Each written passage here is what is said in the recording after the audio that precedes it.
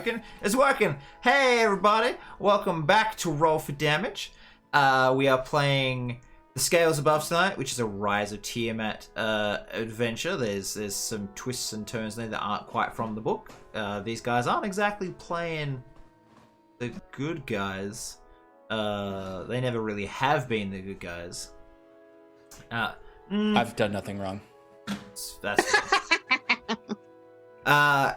but before we get into the game, I just want to introduce our lovely cast. We are missing Shelby today, who plays Nia Iron, whose art you can see on the screen. The art that she did Although, herself. according to the overlay, she's here, and apparently I'm playing her.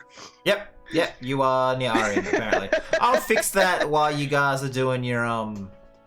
intros and stuff, because that's completely on me for being bad at my job. So, let's start with Nia/Shannon. As I just go this way. Hi. Hello. Bye. I'm Shannon. Welcome to Roll for Damage, everybody. I am here on Friday nights, and I play one of two of our party barbarians, Sloan. And when I'm not here, my nerd home is Paradise Productions with, I don't know which way I'm supposed to point, that way, that goober up there. He'll talk in a minute.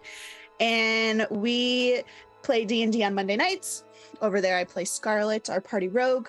And we have some other programming. We just finished a super awesome fundraising stream for Jasper's Game Day. We raised over $5,000, which was pretty freaking awesome.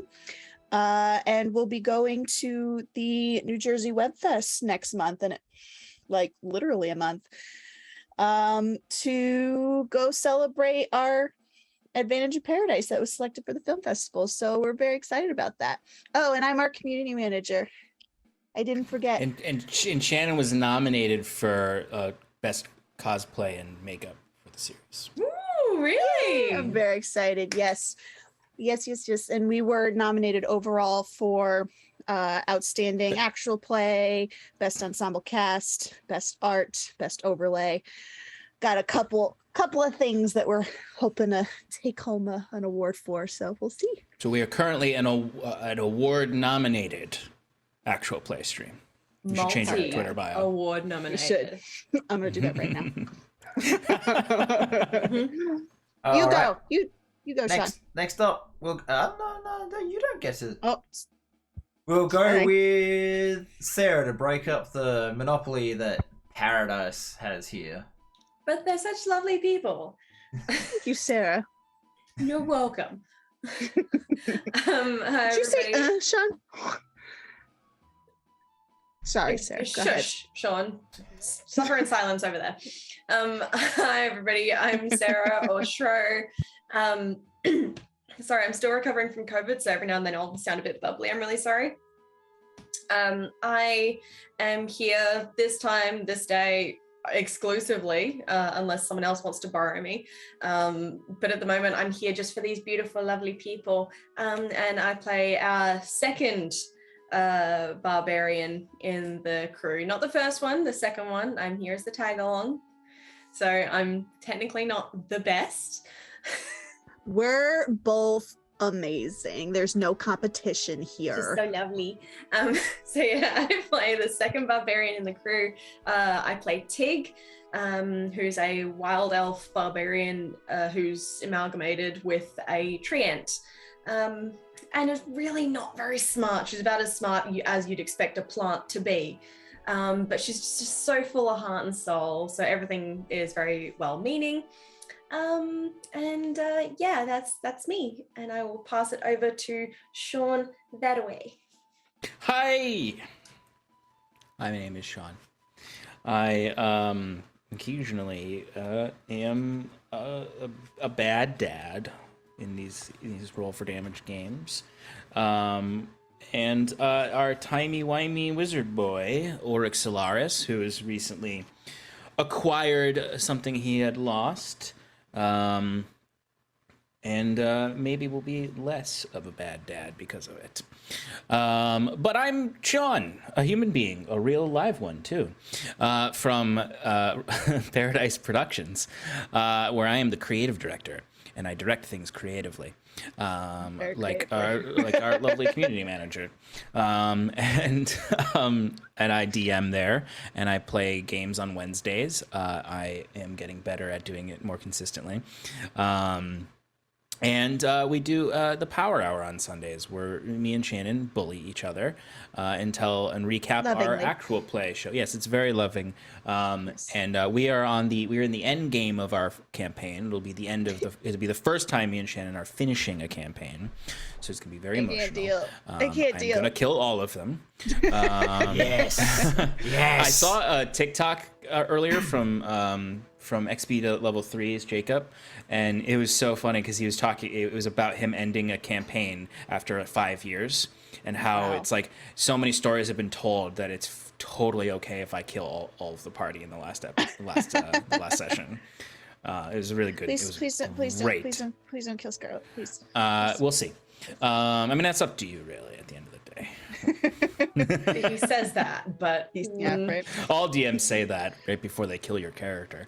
Yeah. But no, we're in for a really epic end. I'm very excited for it, and please join us over in Paradise. That's it. That's me. Bye. Okay. God, Last we nailed time- the introductions today. Last time I intentionally killed a character, I put it into a chat. I was like, all right, who does anyone want to see dead?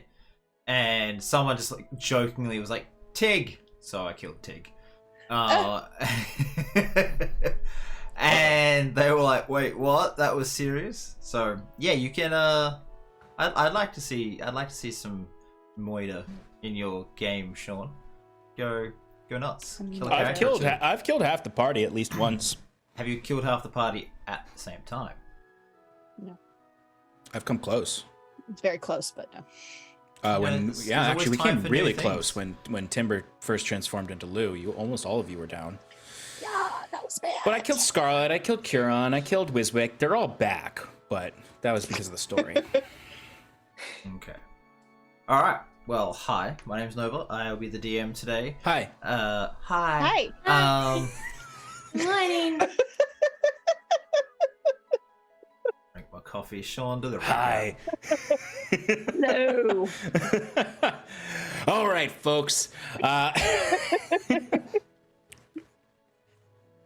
Last time on Roll for Damage, the scales above.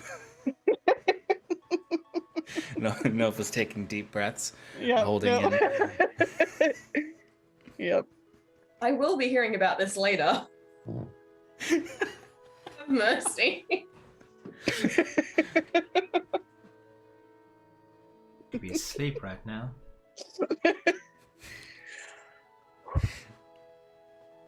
Sean, recap. Go. Yes, sir. Last time on Roll for Damage, the scales above, we encountered quite the epic encounter. So we started off making some important decisions about how we were getting to Zonfal's Tower, a village named after the tower within it. A tower that we know contains the cult of the dragon doing bad things, and there's a maze around it, and then a town. We arrived, and it was rather, the guards were a little lax. They didn't really care too much, or at least as far as we could tell. Because then we jumped over to another person, a visitor of sorts, although someone who might have been very at home here at one point. Yes, that's right, Saros Starweaver, the very one, who's here for questionable reasons, and apparently has the entire town on his payroll, as the guards were watching us, and he was watching us from a little hidey hole. Where he was like, there he is, there's that bastard Auric. And he was totally here just to say hi to us and be like, do you need some help? No, obviously not. We got to the tavern. I kept insisting, hey everybody, you know what we should do? what we don't ever do? We should stick together. We should stay together. I think it would be really smart for us to stay together in this new town. We know the Cult of the Dragon's in. We know there's a lot of shit going on. And everyone said, ha! You're not our dad. And went and walked away. And I was like, okay, fine. I'll talk to this tavern keeper and get us some rooms. And the tavern keeper just started talking gibberish to me. Thankfully, Sloan could speak gibberish and translated for me. And we bought our rooms. Tamel was like, hey, I'm going to go first and leave everyone completely on my own. The smart thing to do when you're in enemy territory. And he was immediately captured by none other than Saros Starweaver, our old friend, our betrayer friend. And he said, I'm so sorry that I have to do this. Bam, hold person. And Tamel was like, and he was exactly what you could perceive it to be, bait. As he was then dragged off to a warehouse, and then Tig went to the park to become grass, basically, and have a nice little moment of pure, lovely joy while bad things were happening. Nia went to go buy things, and they didn't have much to sell. So she did trade some stuff in to buy some other stuff, and then I sent Gladstone out to go look around, and then the guards came and said, hey, your friend, he's been taken. And we were like, by who? And they said, I don't know, but he's in the warehouse. And we were like, shit. And then Nia came, and we were like, Nia, your foster father's in trouble. And she was like, I'm going. And I was like, no, we shouldn't do that yet. And she's like, I don't care. And I was like, let's get Tig first. She's like, fine. And then we went to get Tig, and whoever went to get Tig asked Tig, we got a problem. And Tig was like, grass. It was Nia. It was Nia. We sent Nia to go get Tig and then to meet us by the warehouse. And Nia was like, Tig, we gotta go. And Tig was like, grass. And then she went, Tig smash or Tig play. And Tig was like, okay, grass later. And we went off. And I said, hey, everybody, let's not rush in. We always do that. Never works. Let's try to investigate. And I sat down and started doing a little ritual. And everyone's like, no. And we tried to get some twig in there. The twig couldn't really do much. And then everyone was like, let's go. And we went inside. We were like, hey, it's Tamel. He's all tied up. Everyone ran up to Tamel to be like, let's untie him. Sloan was like, I'll protect you. And Nia was like, oh, let's get these chains off. Oh, they're chains. They're hard to get off. And then Tig was like, Auric, are you okay? You good, buddy? And Auric was like, I don't need your help, but please stay close. But then Tig was like, all right, I'm going to go help them. And they all walked perfectly into a trap. As Saros had set a trap on the ground called Symbol, and they were all paralyzed for as long as a fight would take between Auric and Saros. And what happened next, folks, was what I could easily say was the most epic combat of all time. A true legendary account of the duel between Saros the Zealot and Auric the Asshole. We exchange words. We find out that Saros is working with the baddies, the horsemen, the void, themselves, the hungering maw. And Auric was like, I once called you friend. And he was like, I never called you friend. and then we fought. It was really epic. A lot of counter spells, a lot of countering happening. But, we answered the age-old question of who can beat a wizard? No one with enough time. And I killed him. And it was really sad because then I got my soul back right as I killed him. Because this horrifying creature from the the Maw, as I would call it. Although no, we won't call it that. We don't want to get sued by Blizzard.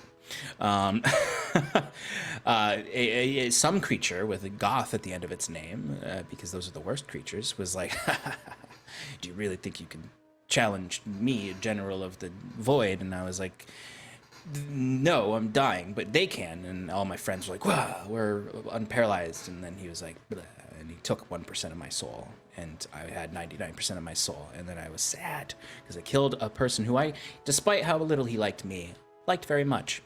And we ended with me crying. Yep, that about sums everything up pretty nicely. You missed one thing, which is you have a soldier. Oh yes, good. Yeah, that's right. I captured. So I killed Saros, and I captured his soul at the last very second in a soul jar, with the promise that I would, I would help free him one day from the holds of the Maw, the Void. Okay. And I have a bunch of questions I can ask him that we will ask at some point. Just a little trauma recap. Yes. Can I, because I don't know if it was, I know you guys, I think you guys might understand it, but I don't know if the viewers do.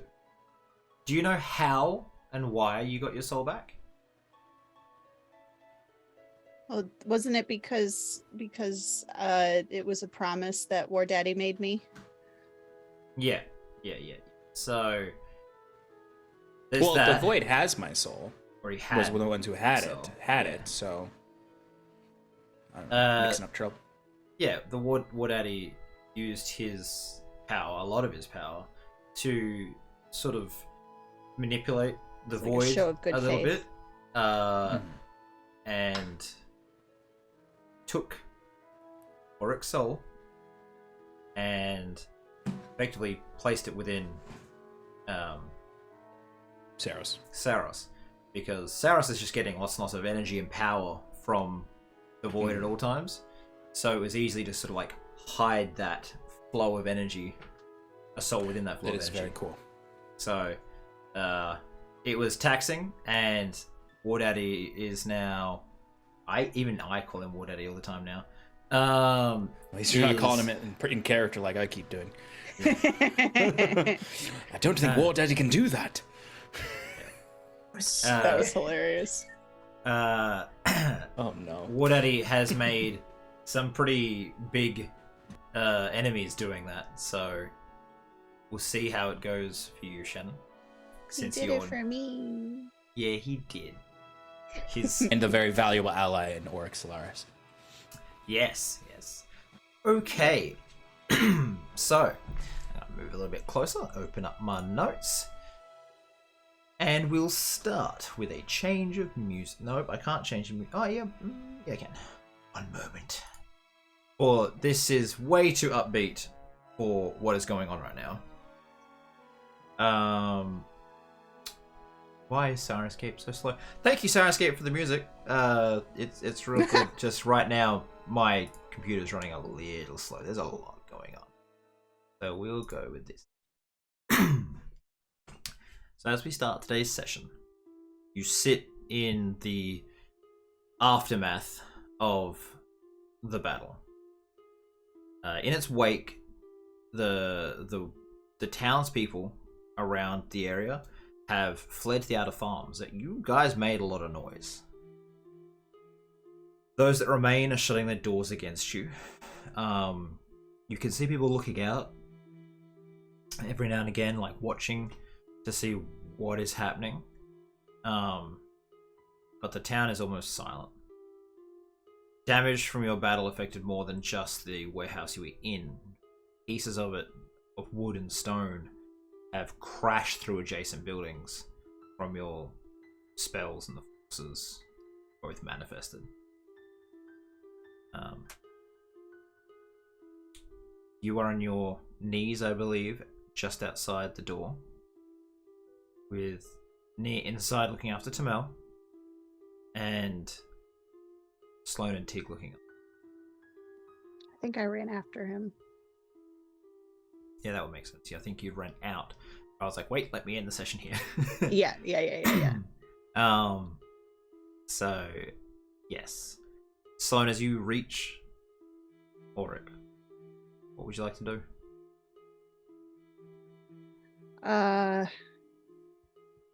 I would run so that I'm in front of him and then drop to my knees in front of him and just kind of like, look, what do I see? On you, Auric. What does she say? You would see a hysterical Auric.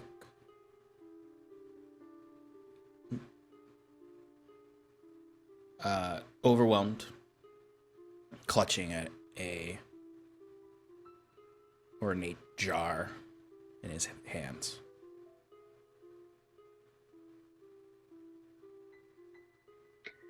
I don't know that Sloan would have put together that your soul's back yet. But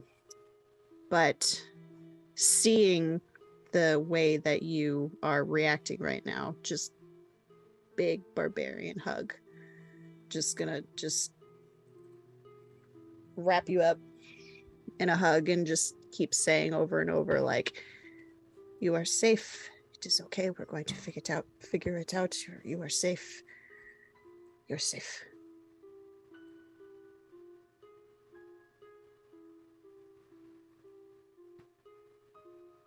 Auric wouldn't say anything.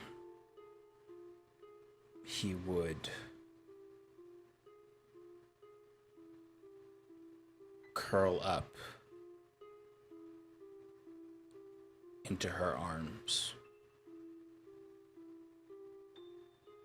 in a, head just collapsing into her,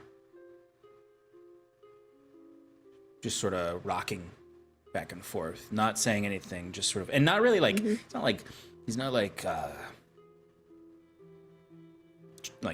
breathing heavily or hyperventilating. He's just crying, but more like it's just he's leaking. Like he's not physically crying. Yep. Like in that heaving way. Mm-hmm. But he is kind of rocking. Yep. I'll rock with you.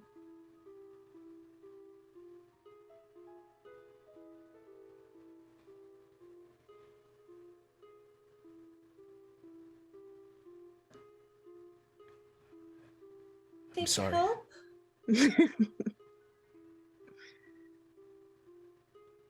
We just need time. Do you say something, Sean?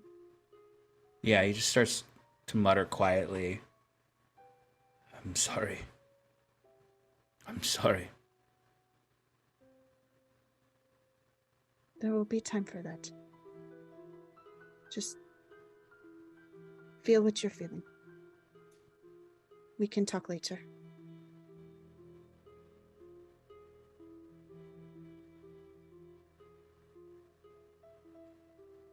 I'm gonna try and grow a little flower. Just while they're having a hug. I'm gonna do my best to grow a little tiny flower. Make a charisma check. I'd like to also add something to the roll if I may. I want to try and make the flower have little sparkles on it like stars. Okay. Yeah, just make it flat charisma check. I'll allow that. Check. I'm gonna use my. Oh, not bad.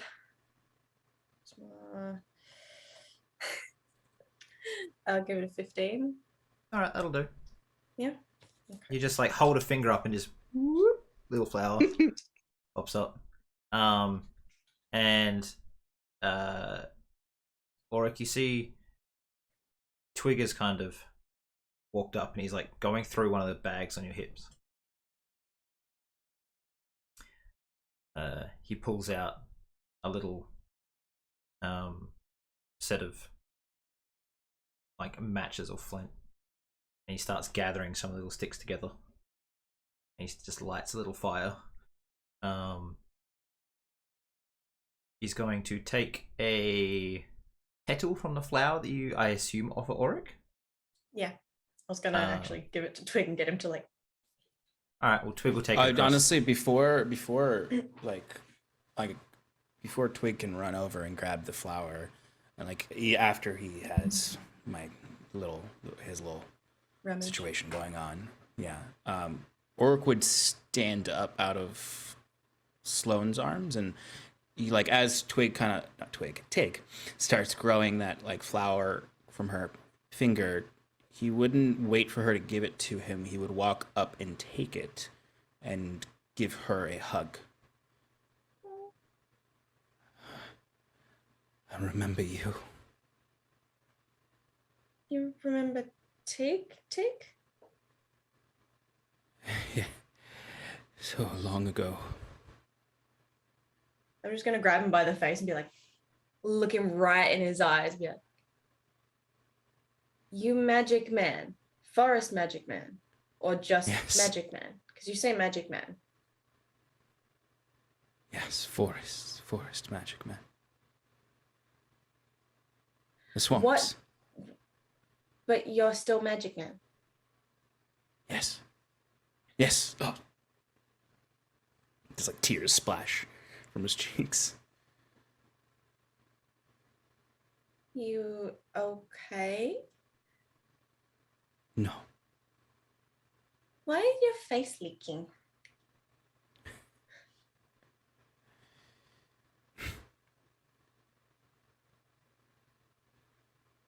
Thank you. You seem sad. Tig want to make you happy. You have. He gives a weak smile. She'll take the flower and then offer it to Twig to take a petal. Well, yeah, Twig, since you've done that, has he's lit a little fire, and he's got a little cup, and he has taken the one leaf that he kind of has that looks like a hat. He's taken it off his head and put it in there, and he's brewing you a little tiny thing of tea made from himself, and he'll clamber up as you're giving her a hug, and as you look at the flower, you just see him sort of reach out, takes a petal. He's just brewing you a little tiny twig tea. Twig tea. He grew that leaf himself. That's his first leaf. Is this a tiny teacup? Oh yeah, it's maybe an inch and a half tall and an inch wide. So I'm just holding the tiniest of little teacup handle. Amazing.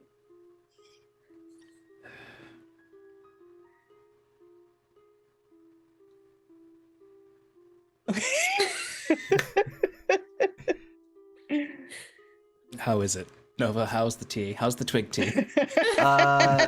It's nice, surprisingly sweet, and it removes any exhaustion you have. Oh, I did have one level of exhaustion. So, does it remove my trauma? No. But you see that, it's aged Twig a little bit. He's a little bit, grayer almost. But he's all right. He sort of just walks up, and despite he hasn't got a face really, there's just a crack in the bark that sometimes moves for his mouth, and somehow this literal stick man pats you on the boot and somehow manages to look very solemn.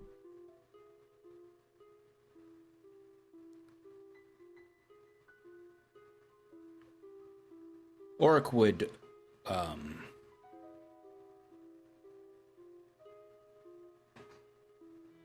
reach down and return the teacup to Twig, and then offer his hand for Twig to step up and to lift him up. Okay, he sits it, and now that he hasn't got a leaf, he sort of just puts the cup on his head to be his new hat, And you lift him up.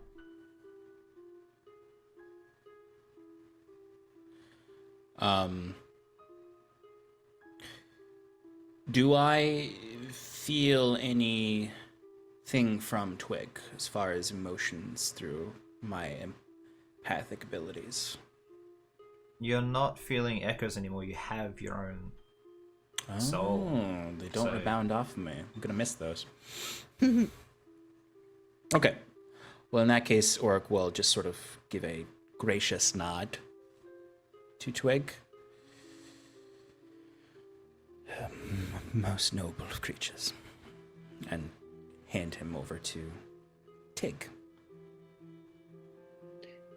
Clamber onto Tig's antlers and sit there, watching.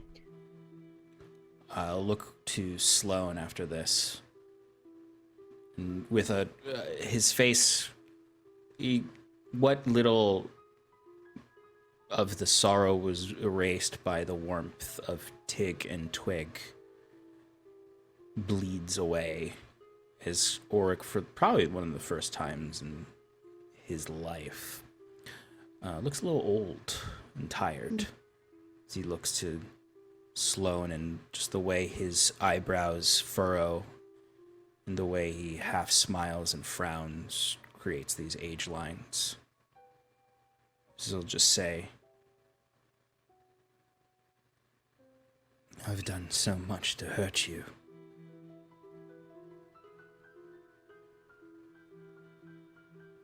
I know it wasn't really you, though.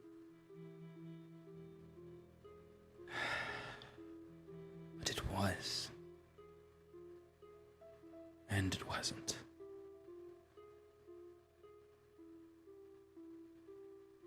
I forgive you.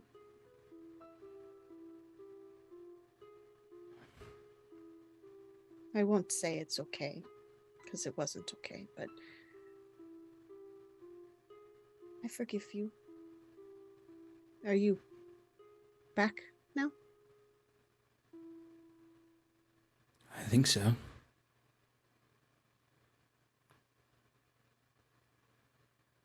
It's a long journey. I missed you. I miss you too. Dearly. Greatly. I'm just gonna scoop up Nia and squeeze her like one of those toys where their eyes are gonna pop out and be like, Nia is currently inside looking after Tamel, so I'll say that okay, a tree. Tamel and Nia will come stumbling out in a moment and just sit silently on the sidelines watching this unfold. And all the other people.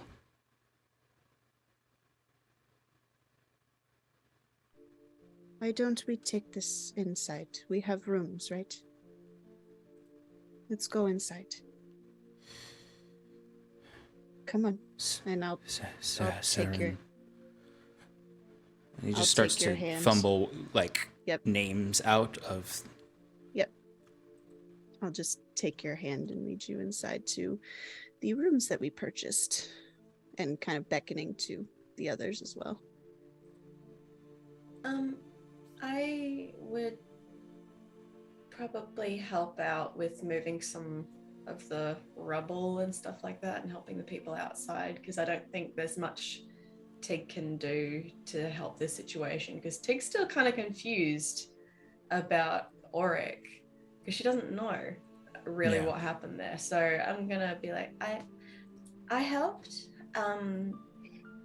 Tig go help now in Tig way, the way Tig do best. Be back soon. I'll give you directions to the rooms that we're in. Go to yawn. That way. So, Oric also just like still has like bruises and fractured bones probably from all the meteor hammer strikes he took. yep. So when Oryx stands up officially, really, for the first full time to walk in Yeah. with you, Sloan, like, he's like, oh, shit. Oh, yep. I'll help you in. Gladstone hadn't been dismissed. He's just been circling around, I believe. Correct. So, he will just kind of follow. Yeah. As you start approaching a building, Tig, that has a beam halfway through its roof, remembering you're a bit of a monster. You're like really tall, half made of ant and tree. From inside you hear, "Go away! Please!" Oh, okay. Okay. I'll send help. Okay. I'll just yell out, "Help, please!" and then go inside. I'm not sure if that's gonna have the desired effect, but after some time, why am I yawning so much? After some time, people will start clearing the area. The guards will come in. Yeah, I'm gonna go inside and go find the others. Yeah. As you enter into the sort of inns with the tavern bottom that you guys are staying at, the owner gets a package out and gives it to Nia. And I'll say it so that you guys can take notes and let her know, because otherwise you might get past this and we'll forget. As she opens it, inside are 3 polished diamonds and a pouch of gold. One of the diamonds is valued at 1,000 gold, 2 are valued at 500 gold. There's a pouch of 40 gold pieces. That was the trade for her sword. So she got the chest piece plus the diamonds, because magical sword would be magical. Okay. Noted. If she wants to quibble over that later, she can go back to that shopkeeper and be like, "Give me more money." See how that goes for her. But yeah, that's she's got so far. Awesome. You're like, ooh.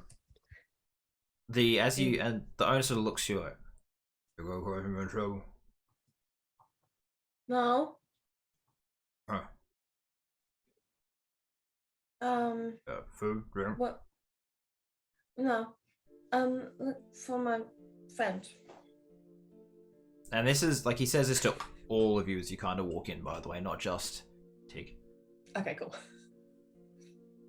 See, asking if we need food. Food Yeah. and drink. So, yeah. Yes, could you send it up to our rooms? Or should we come down and get it? I'm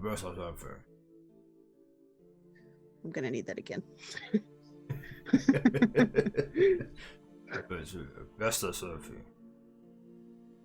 Okay. And I'll continue leading Oric upstairs. I think I heard you said you'll bring it upstairs. Yeah. Yeah. Great. Alright, so he pretty much just a platter of bread, cheese, meat, and some salt, pepper, and oil, so you can like dip. Yeah, and A that's chicken what cootie board.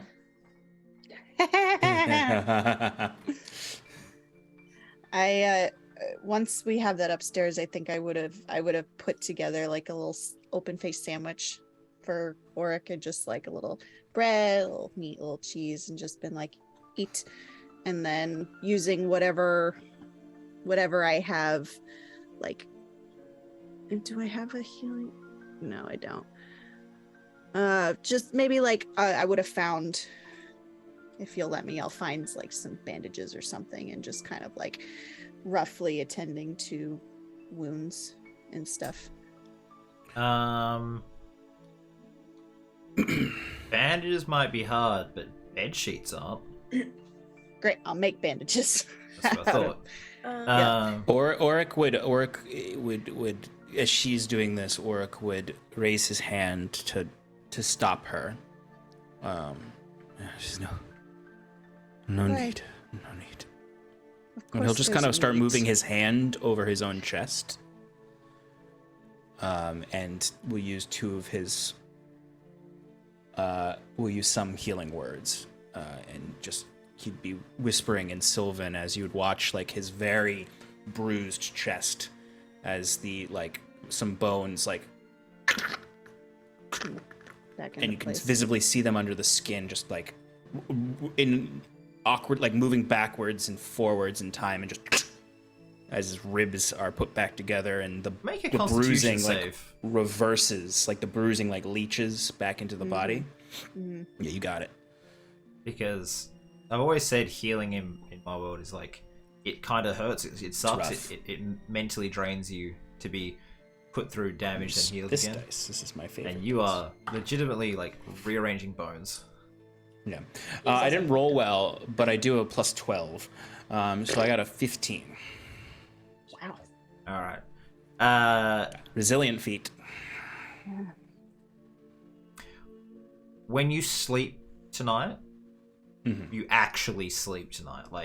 You might be I'm going to do my meditation thing, but you're so exhausted from all the hurt and pain, you can't reach that meditative state, and your mind just kind of blanks out for the 8 hours. Makes sense. And Tig, you arrive as you just see Sloane is just tearing sheets.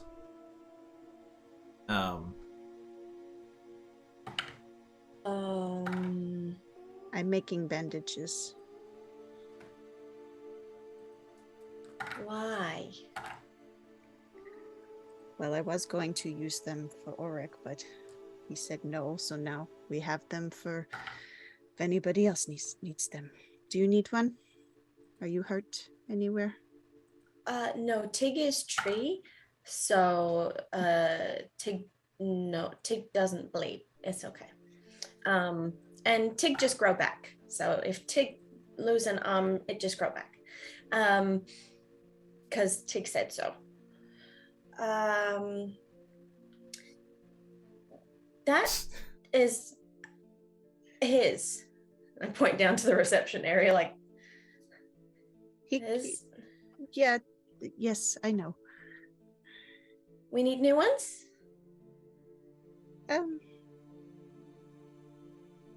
Sure. That was the wrong accent. Sure. For more bandages for Maze? Potentially. I don't know that word. Probably. Okay. Tig will go get more and help. And then Tig have questions for Oreo. Okay. She's gonna run downstairs. All right. Blanket. So you run downstairs yelling "blanket"? Yes. And the guy kind of puts his head up to look upstairs. What? More blanket. Oh, okay. And he just goes and gets blanket. What are they blanket for? Broken. Other one. We buy more. Oh, bandages. Man. He goes to give it, and he pulls it back. Man. What are they bandages for? We go on dangerous mission. Where go they mission for? For books. For books? Yeah. Knowledge is power.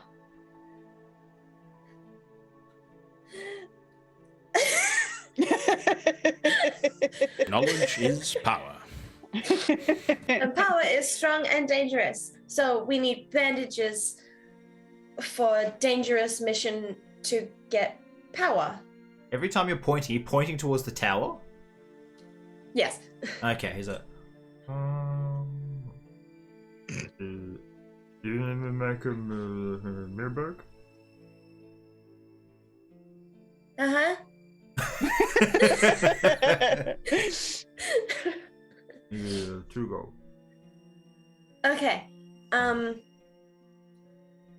Tig have no pocket, but they have gold up in our room. So can they give you gold when we come down? Mm. Okay. Blanket, please. Hands you the blanket. Thank you. And I'm gonna give him a stick as collateral. Okay.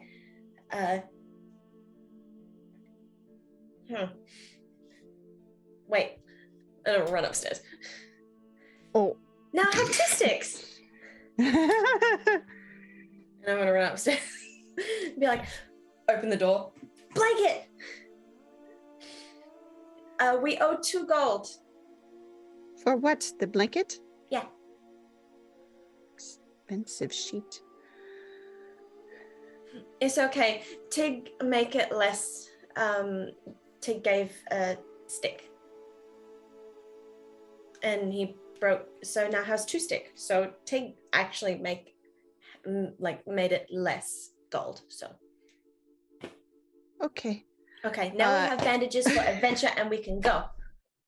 Well, we're going to rest first. I think we need to rest, and then I'll turn to Oric. What do you need right now? Are you hungry? Thirsty?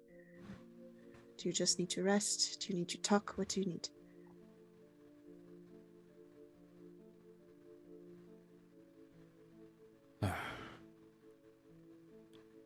I don't know. Well, Or let's just take sits on the bed and is clutching the jar still. Hmm. And he looks exhausted.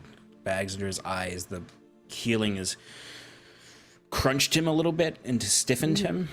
And he's like, looks a little bit more delirious because the healing was its own traumatic experience, and he's doing it to himself. But he's just clutching the urn and staring at it in kind of a hunched position. You can really see like the knobs of his spine in this very crooked way. Okay, let's take it. Like he one has step not at a been time. eating well, as he has not had a soul. Like he is bone thin. Now that he took off his attire to heal himself, you can see like he was eating the minimum amount necessary to stay alive. Okay, let's do this one step at a time. I find that helps me. First, let's put this over here, and I'll try and guide your hand to put the jar on the table. It's like trying to move a toddler holding their favorite toy. Like it will not budge. Like he's using all of his strength. Eventually, obviously, he will not relent, but like he will not have the strength to stop you from moving his hand. But he won't let go of the grip. He'll have to pry it from his fingers. I'll do it gently. It's not going anywhere. It's going to stay there. I know it's important to you, but you need to eat. I can guard it. I don't want to eat. I didn't ask you if you wanted to. You need to eat. I can't eat. There is no appetite in me. No hunger. Nothing. Nothing. Sleep first, then.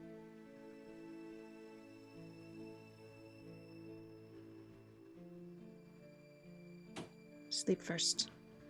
You have to eat something eventually, even if you're not hungry. Sloan loves you. Sloan knows best. Listen to Sloan. You don't look so good.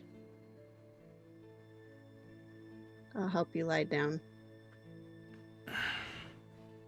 Let's go to sleep. We'll eat in the Kind morning. of falls into the bed Like Yep. he tries to move his hand to slowly sit in, and his hand drops. Yep. Yeah, we'll catch you. Let's go to sleep. And I'll pull out a book that you and I had been working on. And we've only gotten to like, I don't know, maybe the first like 4 pages. But we've been doing those 4 pages over and over and over and over again. So I'll try to read to you before you fall asleep. It's not perfect, but it's better than it was. It's pronounced thorough. Thorough. Got it. Go to sleep. Not This isn't a thorough. lesson. Not thorough. It's thorough. As soon as he falls asleep, I'll just call over to Sloane gently. I'm sitting next to this jar, just keeping guard of it. Like, Sloane. And I will have been reading, and then I'll gently close the book, and I'll turn to you, and you'll kind of see just a couple of tears. Why? What happened today? Why does Oreo suddenly remember Tig, even though he's still him? What happened? I'm not entirely sure, but if I had to guess, and I'll kind of like be talking to both Tig and War Daddy at this point, if I had to guess, I think his soul has returned to him. His soul was gone? For how long? Too long. And I think it's going to take some time for him to get used to having it back. We just have to be patient. So, talk to Tig like he's a tree. So, he was... Because Auric is very much a big tree in forest. With big leaves, big arms, and lots of shade for animals and other trees to stay safe.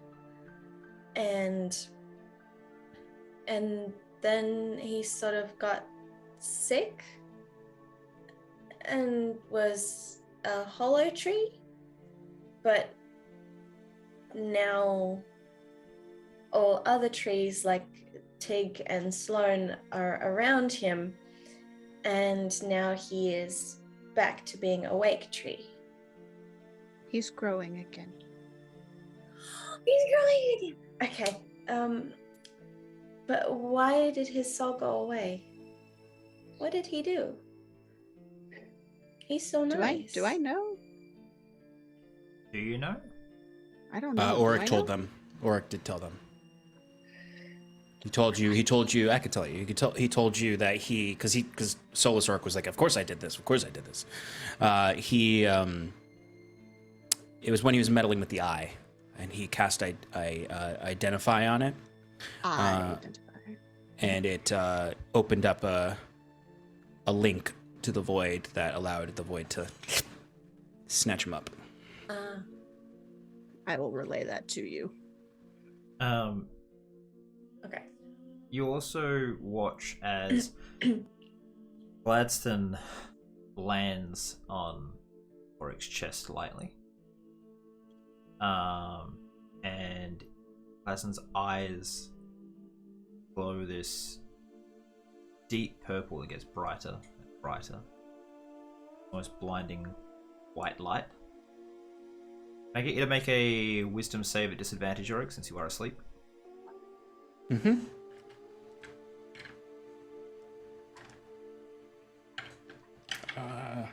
Which one of these are D20s? All of them were. There it is. Oh, very good roll. That's a wasted nat 20, but the other one was still good though. 24. Okay. I rolled 17. You resist the spell, and Glaston sort of like sits there. I want to remember. Is inside Oric.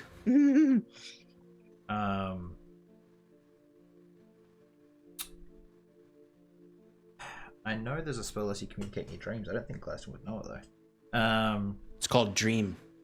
Maybe he does. Let's have a look. Continue, barbarians. I will continue reading spells that I want to do to Oric.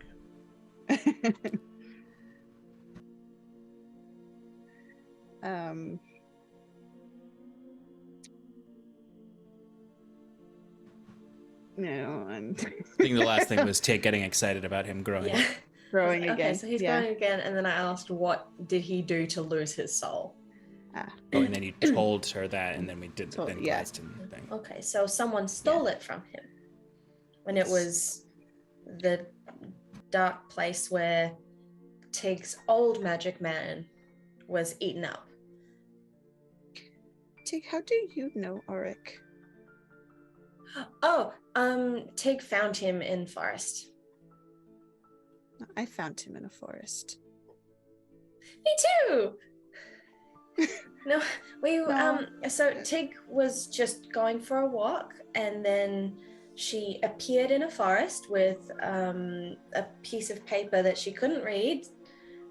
So she ate it, and then the piece of paper told her to go find someone because they needed help, and Tig was hired to do that with Oreo. Sorry, you say it wrong. Why do you... No, you say it wrong. His name is Oric. No. Yes, Yeah, I found also... him in forest. When? A long time ago. Like a long time ago. Before I found you in a forest? Much longer ago. Orc Got was Like could be young considered Oric. young. Like I wasn't your Oric- first barbarian Oric. friend? Like, And there have been I'll be many like, between Oric- Tig and Oric Slow. this much not tall. Yeah, Oric like this much not tall. And Gladstone yeah. He just bird. He not talking. I always talk little. No. And yeah, no, a level 5 illusion spell is definitely within Glaston's warehouse. So I'm going to interrupt this little life story to Icky. His name was Icky. I called him. Mm-hmm. you guys. Do you want to continue your conversation? Actually, Sloane and Tig. Do you want to let you continue? She's about to punch me. Jesus Christ. Okay. Realizing that. Be like, yeah, Icky, Tig call him Icky, and he hate that. And he like this much not tall, and Gladstone just a bird, no talking. And we go find gators, and they have bubbles on them, and we had to get the bubbles with like yucky stuff in them, and Icky put them in jars, and we take them back to person in forest. Icky will remember name. Tig might remember later. Thoughts not Tig, sprouting. sorry, I'm going to interrupt this, but I can talk, and you were hunting a brood mother, That, yeah. which was causing sickness. That's where she met him. Sloane is looking very sorry that she asked the question. Tig isn't known for This is the first time. concise telling. Now, I need to get back to work, so let me concentrate. Wait, what are you doing? You're not going to hurt him, are you? He needs to rest. And he just goes back to casting Dream. So, sleepy Oreo. Sorry. You're currently... What is, like, because you snap back to having a soul, what is, like, the worst thing that you can remember that you think you'd be dreaming about? Killing 1,000 people. That's probably up there. I would have said killing Sloane. Well, yeah. Being mean to Sloane, but I think the worst scar in Oric's soul right now is the hundreds that he slaughtered. Well, yeah. So, currently, you know, you see yourself, like, hovering above that town and snuffing out people like candles. And the landscape changes, and the town where there were buildings and people become trees and shrubs, and you are in the forest of your home, the first home, Baylord. And Gladstone flies down in front of you and transforms into a tall, thin, very thin, like almost creepily thin, elven man with robes and antlers from his head. He's wearing a cloak of owl feather. His feet are like owl clawed. I'd always wondered if I'd meet this form again. Well, Auric, been through a lot by resisting help. We had a deal. We're bound together. Please, do as you're told. Sleep. No. Rest. I can force you. Easier if you tell.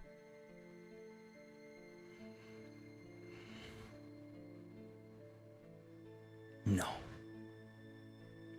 You must remember it all. Not trying to get rid of your memories, child. I'm trying to make sure your body doesn't wither away and die.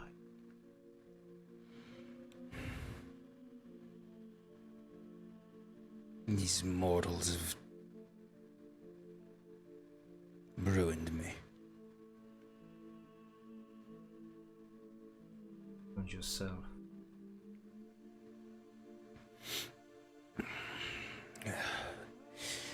Whatever deal I made with that bear,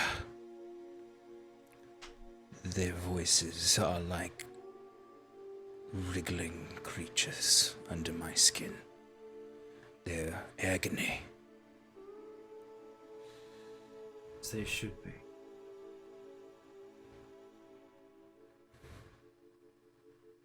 Yes. You think I got to where I am? Lord of a domain. Without making some hard choices. Kill my first. I'd never be so foolish. Well, Not anymore, at least. deserve to remember the pain, suffering. Learn from it.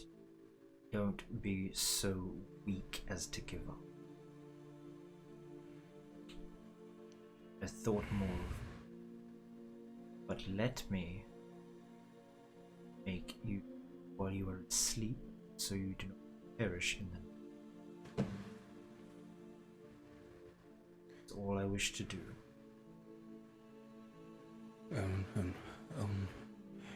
Only if you promise to wake me for just a moment, and then I will rest and let you do anything you wish.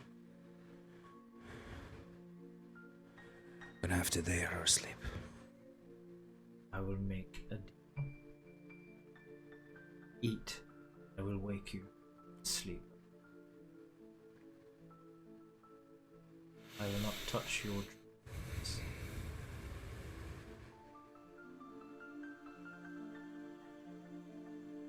Thank you. Thank you. If you can get past this, you are not far from goal. And you find yourself alone, the trees shrinking, reforming into houses, and the shrubs forming back into people. As you murder them all. And Oric repeats what he said that night. Your sacrifices will not be forgotten. Once again, he's going to try to cast Dominate Person on you. Do you allow it to happen, or do you want to roll with disadvantage? Oric will relent. Alright. He's just going to make you eat. That's all. Yeah. So you're like asleep and just going to sit up floppily and just eat food. Yeah. Please tell me there's like soup in there and it's just going everywhere. No. I mean, he's not like Gladson's not paying attention. He just goes and sits looking out the window while Eric eats. So he's probably like eats bread, eats meat, eats cheese, drinks oil, eats salt. And it's, you know, you're gonna wake up feeling a bit, yeah, that's not good. But, you know, you eat. Probably the worst bit's when you finish with just a mouthful of peppercorns. And he'll wake you up as you finish chewing them. So that's what you wake up to. Just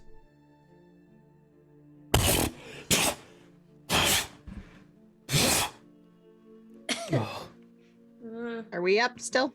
Yep. You've been watching him eat, like just mechanically.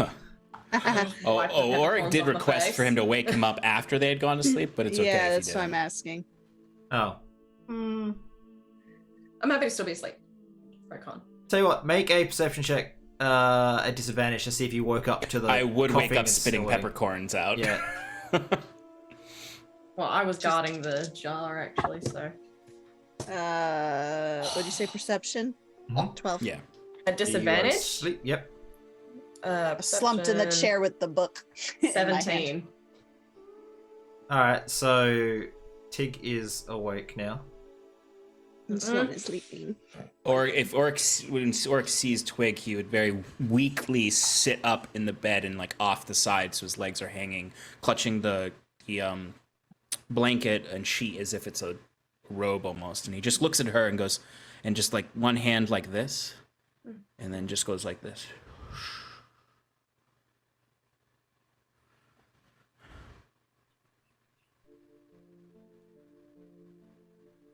I'm guarding the jar. Like, he woke me up and I was like, Oric will kind of like weakly stand up. Gently grab the jar and go to help him. Like, And he'll just kind of. well. I will be. There's something very sacred in there. And I'll point to the jar. I know, that's why Tick guarded it all night. I don't know what's in here, but it was important to you. Yes, very, very important. I just need a moment of fresh air. Okay, here, let me help you. Here. Do you want to Oric will walk? also reach and grab his bag of holding just to have and kind of clutch that at his side. Okay. Do you want to walk yourself, or do you want Tick to I carry can- you? I am well enough. Okay. Thank you. I will help you anyway, because Sloan would be very mad if you fell over, and Tick didn't help. So Tick doesn't want to get smacked in face. So we help you. Okay. Just outside, please. Okay. we go. As soon as we get out the door, I'll be like, I'm sorry that you were empty you for so long.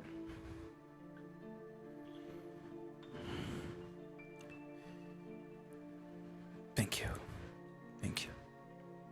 It's nice to have you back, Icky. No, it's nice to see you.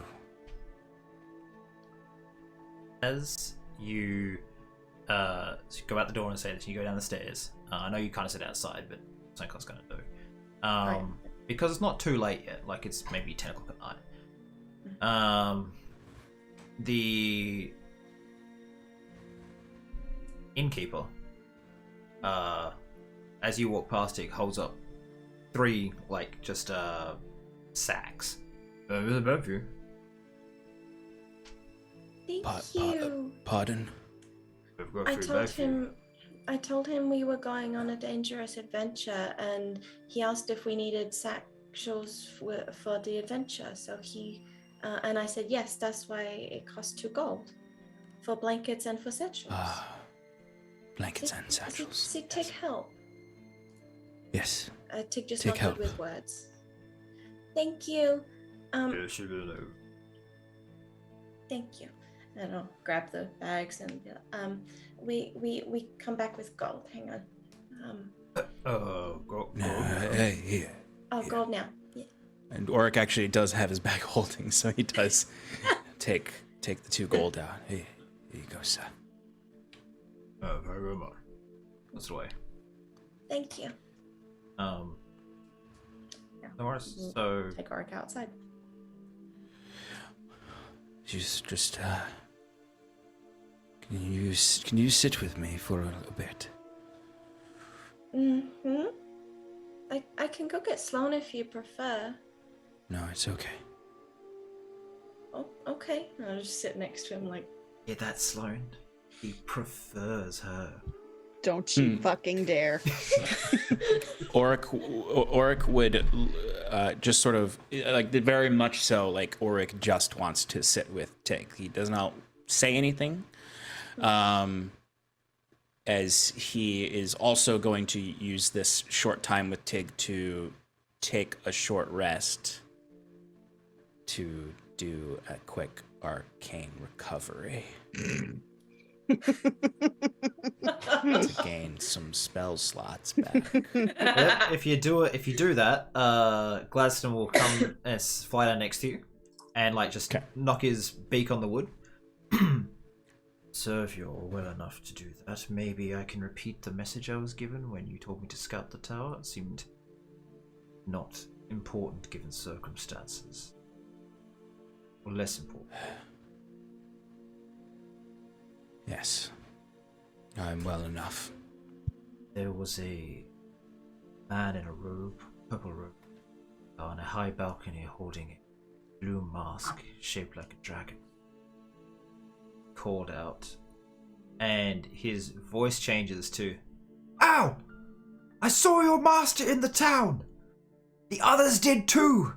They know he's a mage of power and ill repute. I've taken the mask. Meet me beneath the tower. It's the only place I have a chance to hide. Don't forget, the hourglass is the key."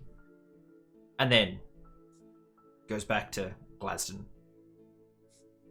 Seems to be our man. Yes, this was some hours ago, though, sir, so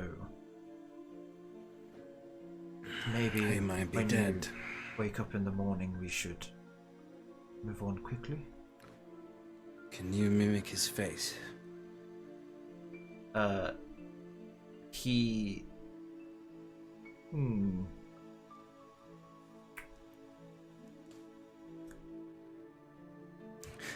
We're well beyond the scope of a typical familiar at this point. Yes, I know. Yeah, I'll say that because you can usually see through your familiar's eyes, he'll sort of give you a little bit of a mental image of the face. It is at a distance, but with owls being fairly good eyesight, shows you this man. Okay. Granny's wearing a mask, so it's just the kind of the concept of him. Yeah. Well, he wasn't. He was holding the mask. So I say you get like a 15-second thing as and you kind of see the mouth moving in Hourglass is the key. And he turns and throws a hand out, and there's this flash of light. He runs into the room, and then a body topples from the tower to fall into the maze. Not him, a different one. Oh, okay. He was being attacked at the time.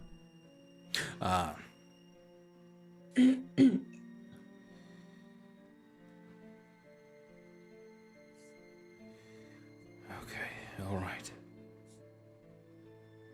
Oric has already he's not recovered fully, obviously, but he's recovered enough that he's getting into his old habits again, and the muscle memories are coming back into place as he's writing these things down in his notebook in his cipher. We will need to go to the tower tomorrow. Make our way through the maze. There's no time for rest. Suggest you get some sleep now while you can. I will.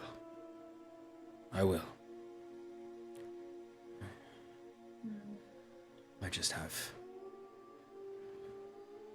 one thing to do.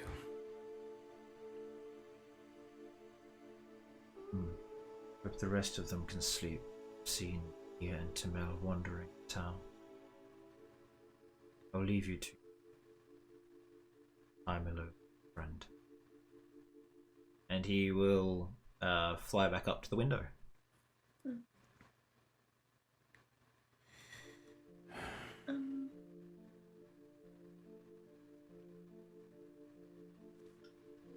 Tig's just scrolling in the dirt. She's just like, I've sat still and had time, and now I'm gonna scroll into the dirt and try and dig my fingers into the soil and be like, what's this earth like? Oric is also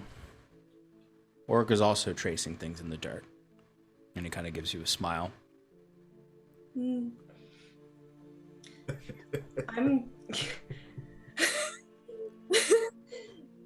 gonna draw a leaf.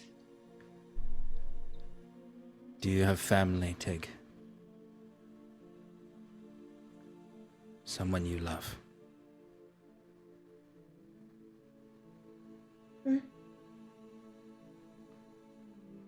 Yeah. And I'll draw a little white wolf.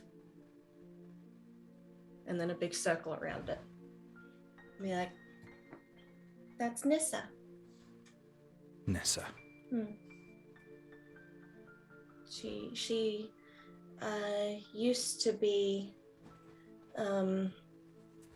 like Tig. And Tig's old magic man, before he went bad, made I'm sure Tig's probably still got the ring somewhere. Probably on your more humanoid hand. She'd be like, and he made that. So we both have one. The wedding ring. So yeah. So Tig and Nissa are always together. And Tig then become Big Tree in Fae and keep Nissa safe. Because Nissa lost her soul, and Tig had to go get it. And then it came back. But Nissa was very weak, so Tig had to take care of her till she got better.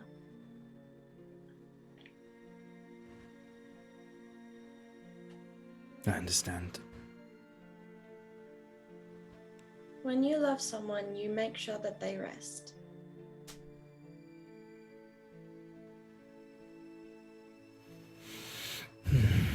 But that's all Tig's family.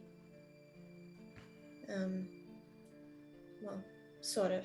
Tig also has Felix. And Tig also had Dominic, and Tig also had Book. Tig has actually had lots of family, Yes, but Tig I have as well. grows older than that family, but Tig always gets new family. But Tig's first family is gone. Yeah, but that's why Tig is like a tree now, because trees kept Tig safe. Yes. And Tig keeps her family safe when she can. What about you?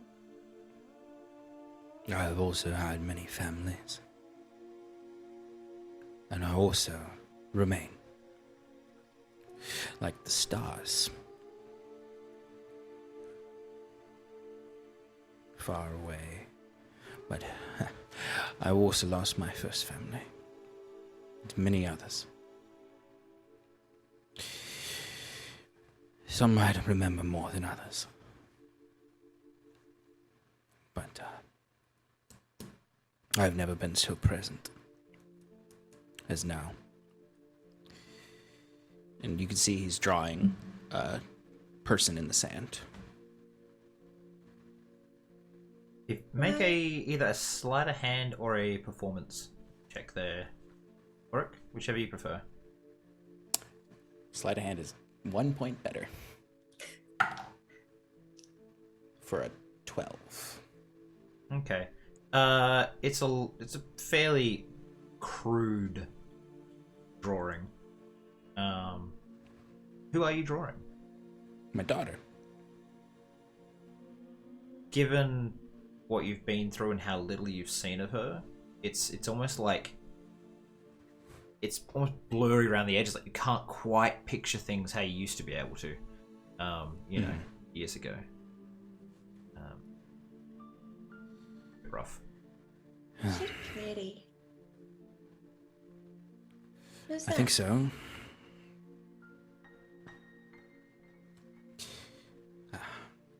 Family.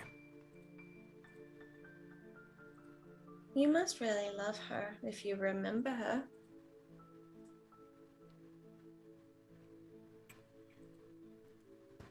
Yes. I don't remember everyone. But I remember her. When you're as old as Tig and you, it's okay to forget some things. It doesn't mean they didn't happen. Doesn't make them any less important. And Orc will kind of take his spell book out. And there's like this gold and like filigree all over it. And he's just running his hands over the gold of it. Isn't saying anything. That's just what he does in that moment. As the eye will spin gently. The eye is And in the gone. Oh, the eye's gone. That's right. That's right. The void where the eye was sparkles a little. Actually, really, Tig's eye in my head would light up a little bit as some of the sand in the dirt in the drawing would come together into a small oculus. And without even thinking, Oric is going to cast Scry on his daughter.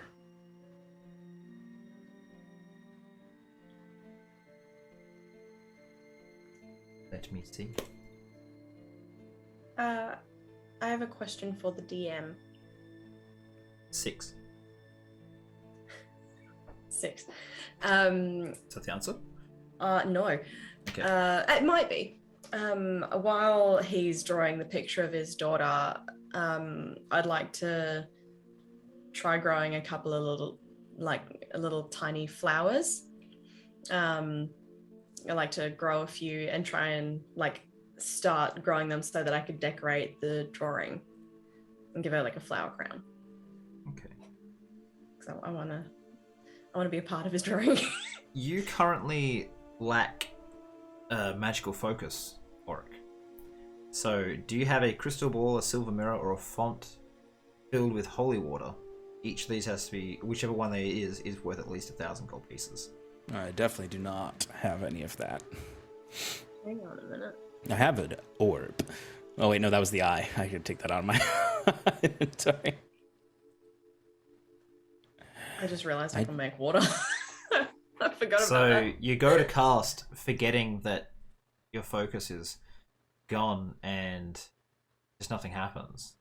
Like you draw in this magic and it just dissipates.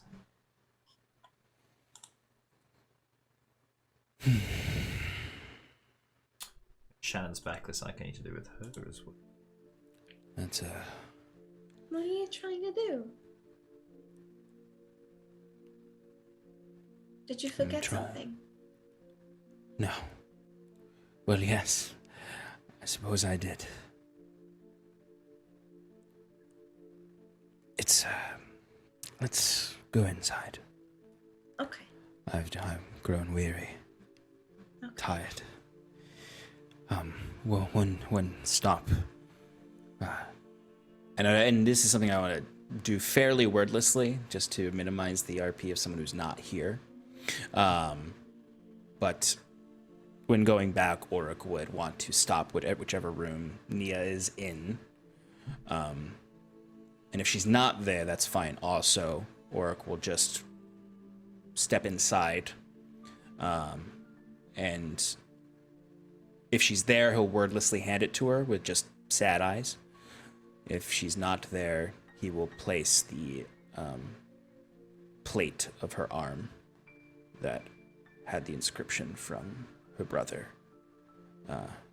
She's not there, so you can just leave it on her like bedside table. Mm-hmm. Yeah, as Gladstone said, her and Tamela just wandering around town at the moment, probably having a chat. Chat, no, I'm keeping the gem from the robo arm. That's going to be my new arcane focus. I'm giving her the sentimental piece of the arm. The rest of it stays with me. Sloan. Can I do something just for flavor? In a moment. Look out the window and see us hanging out and get mad. Something is happening. Not mad, just sad. Something's happening right now to you because there's a dream eater in the room with you. So let's go through that. Can I get you to make a wisdom save for me? Sure. Oh. Wisdom save. Oh, it's actually not bad. 18. Unfortunately, not good enough. I also rolled against you, so Okay. Sneaky. You're having a dream, and it's a bit of a nightmare. It's Tig being, or my friend, better than you, like, you know, making you feel sort of bad. And Yeah. You suck. it starts going down that route, and the dream changes to you spending time with Auric, and then that gets eaten. And anytime the dream starts to go in a good direction, it gets eaten. Until all you're having is nightmares about Auric abandoning you for Tig. At which point you wake up, look out the window to see them together. You suck. Gladstone! He's Son of a bitch, Gladstone. he's a tricky I know, fae, I know. alright? Who eats dreams. What did you expect? Oh, man. Yeah. That is, Auric respects it. He doesn't eat nightmares, he eats dreams. That's so sad. It's exactly what I wanted, but it's so sad. We wanted the feels, but we weren't emotionally We did. prepared. I know. I'll just kind of stand at the window watching them and just silently crying. Just feeling all the feels. Okay. Not mad, just Just sad. Sad Sloan. When they get back to the room, are you just back in bed pretending to be asleep? Or actually asleep? Back. No, I'll be like, I fell asleep in the chair, so I'll just like try to mimic the position I was in and just pretend to be asleep. Do me a favor, I don't know. we'll make a Constitution save to see if you actually fall asleep. Fall asleep. Because it is late at night. You woke up. You're still kind of tired. All right. Well, I was a 27. Yeah, all right. You're probably awake because you have a massive Constitution. Yeah. I do. Plus 10. Yeah. Yeah. So I'm pretending to fall asleep, or pretending to be asleep, but eavesdropping. Okay. If they're talking. Are you both just gonna go back in and go to sleep? Okay. Yeah, Auric is completely exhausted at that point. I mean, I've been looking after this jar this whole time, so I'm just gonna stay in the corner guarding the jar. You'll fall asleep. Yeah, I'm still just... Yeah. Okay, so... And then, obviously, Sloan, you will fall asleep eventually as well, right? Like, you're not going to be up forever. Okay.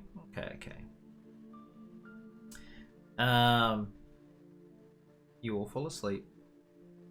And as you dream, each of you finds yourself in a locked room. Walls on 3 sides. Each room is catered to you, kind of like wherever your particular upbringing was, wherever you feel most at home, that is what this is in this room. But you're by yourself in there. One wall is like a barred cage. And in the center is a almost like a hall or gallery where you can see a man standing. Past him, you can see more of these barred rooms. You see each other in the barred rooms, sharing a dream space at the moment. And the man standing there. Greetings. It's good to finally be able to speak to you. Been a long time coming. I was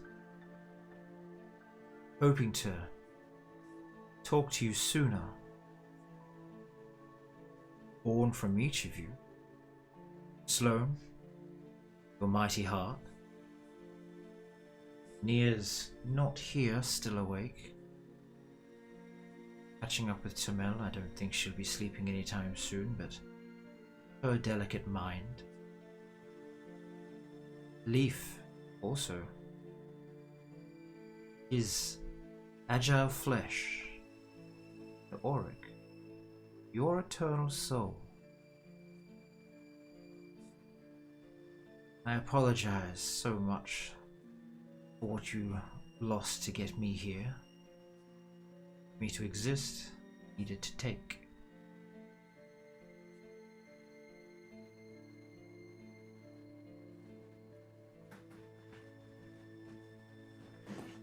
You are all bound by destiny. Each of you stumbled upon words that started you down a path.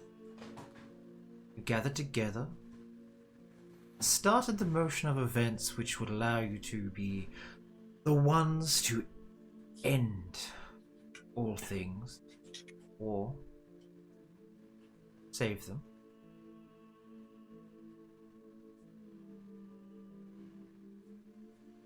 We'll meet you all in the flesh soon. That does not explain who you are. I am half of the whole.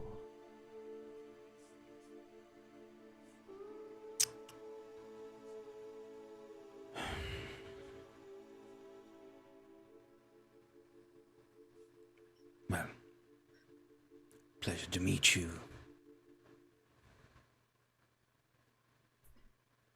You as well, Father.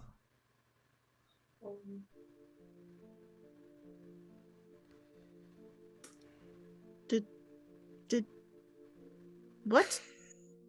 They said he's half of the whole, so he's a... Oh. No. He If just Auric was anyone else, I was going to say it's a pleasure to meet you whole. If it wasn't stoic Auric, that was what I was going to say. No, he just said father. He's a manifestation of something. He Of said us. he's made of all of us. He took his soul and your Not so strength. much you, but No. you are bound to these two. Sort of were brought along for the ride, which was odd. I'm helping. You will find me when you walk a path outside this world. Can we see this person? You can. Do you see details about them, or is they just kind of a vague figure?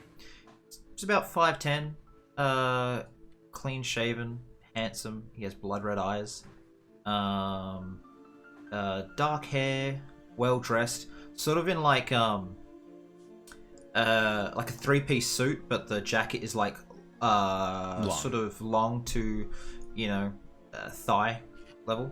A house coat. Yep.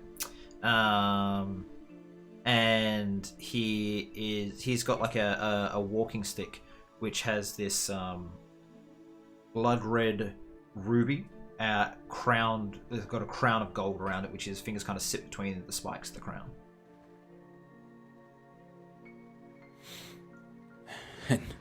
And what did you take of Saros, if at all? Nothing from him. Why would I? He'd given everything to the outsiders. Yes. I'm here to help. I always trust someone on the other side of bars.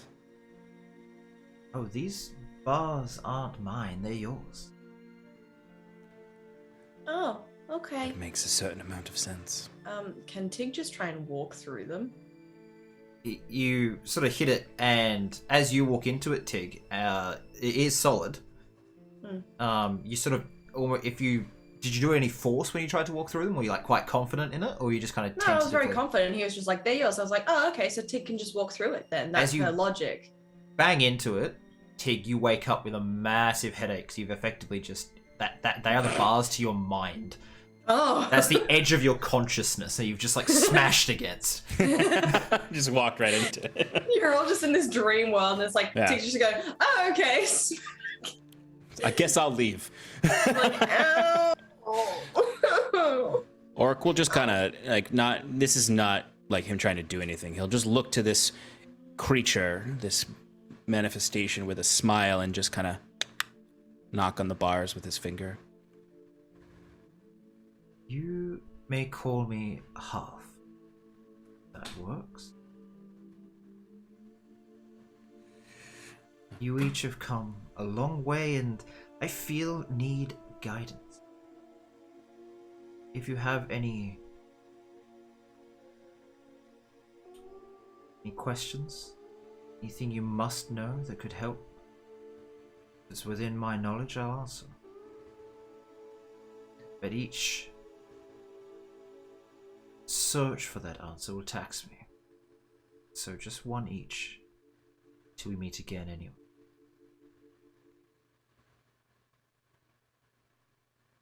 Where is the other half?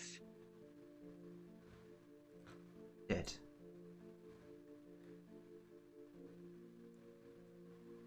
That was a really good question. That was a really good question. Not what I was expecting. That was a really good question. Thanks. Oric's like, damn, I didn't think of that. I know. Oric, no, like, I'm not joking. Like, if anyone watching Oric would see him go, like would have like a real legitimate like cock of the eyebrow and turn of the head towards Sloane of like, oh, I was being very selfish with my questions in my head. Oric would hear that question though, and then after he says dead, would say, who were they?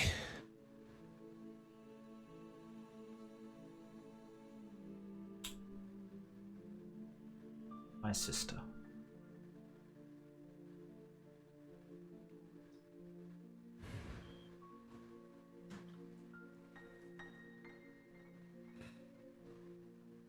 I suppose we'll see you again, won't we? You know, when I said questions, I didn't mean about my nature. I can answer anything to do with me, but if I have to look outside of myself, look through my library of knowledge, it's taxing. So, I'll give you another chance here, but don't push your luck. Okay?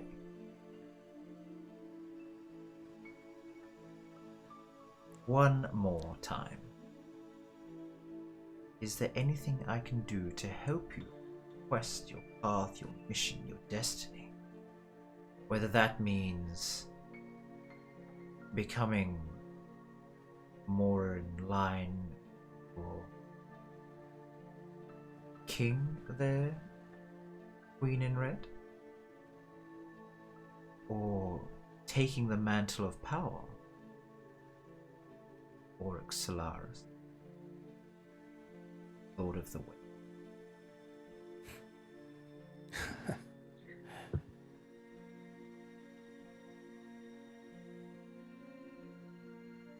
Am I going to help?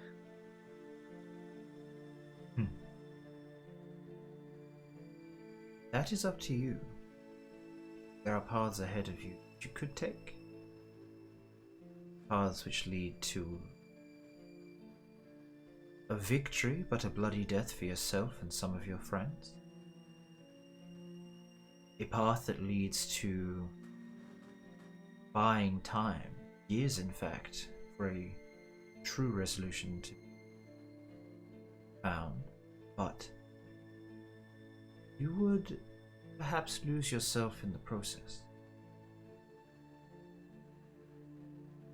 I cannot, with my knowledge, with my sight, I cannot see any path which all of you come out intact. You cannot do this without sacrifice. This comes down to who sacrifices and how much. How far will you go to save those you love and this universe?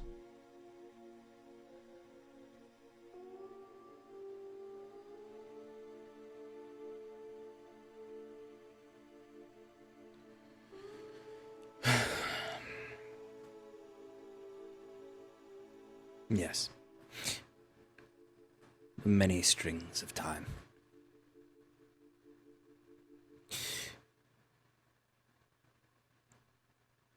Can resurrecting Tiamat stop the horseman? You sort of see his eyes glow for just a moment with that one, since that's when he has to pass quite a bit.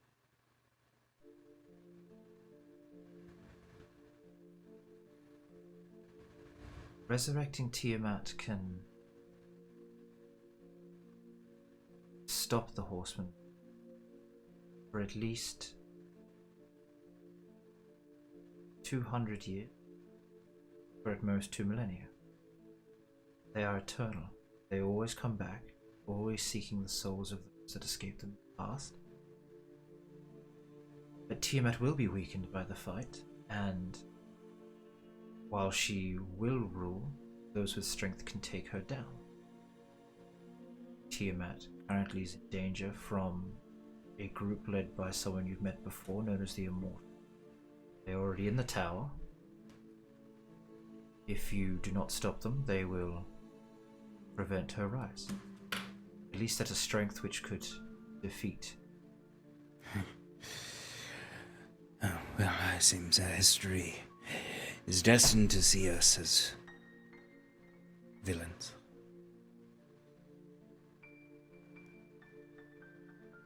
I suppose you're itching for a second round against him, Sloane. I wouldn't say no.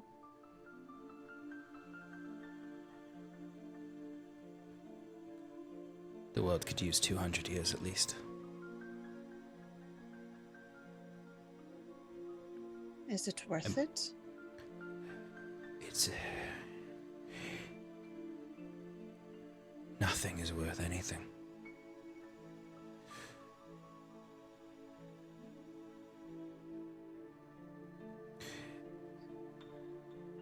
Tiamat will provide a useful enemy to unify people.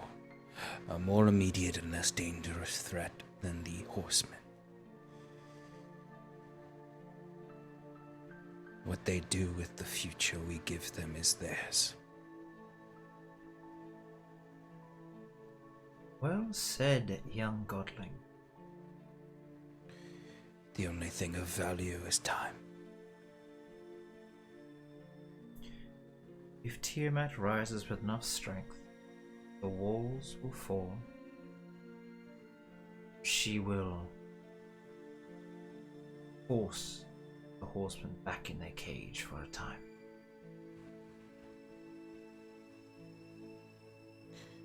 War and conquest, who you also call pestilence,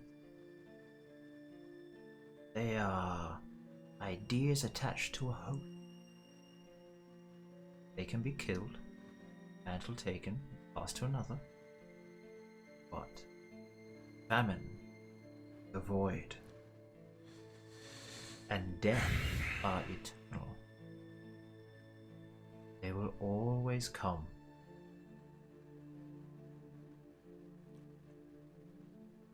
Yes. There will always be a loss.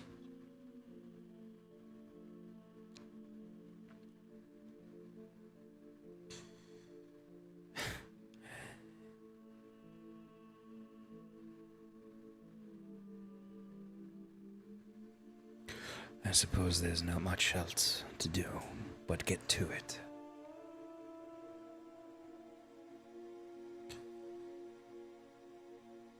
I'll see you on the path outside of all things.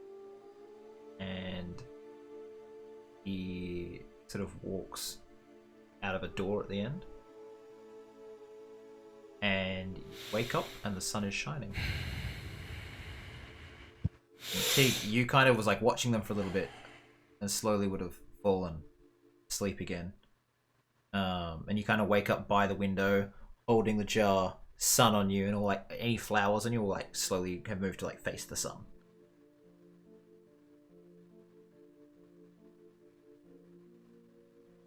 I have a headache. Yep. I walked into a wall and it was ow. But I have your jar. And Ori kind of looks up at the jar. He's kind of, when he woke up, he was not paying attention at all to anyone saying anything. He was contemplating, and then he's broken from that and looks at the jar. And he'll reach out for it to take it from Tig. I look at will. it. Oh, go ahead, Sean. And just mutter under his breath, kind of again, brain leaving this space. Perhaps there are answers in you, brother.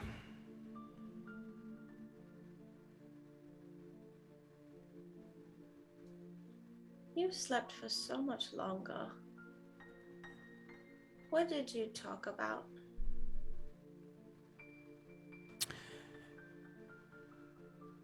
Dreams. Wait, you were there too? Possibilities. Yes. Oh, so you actually were there. It was real.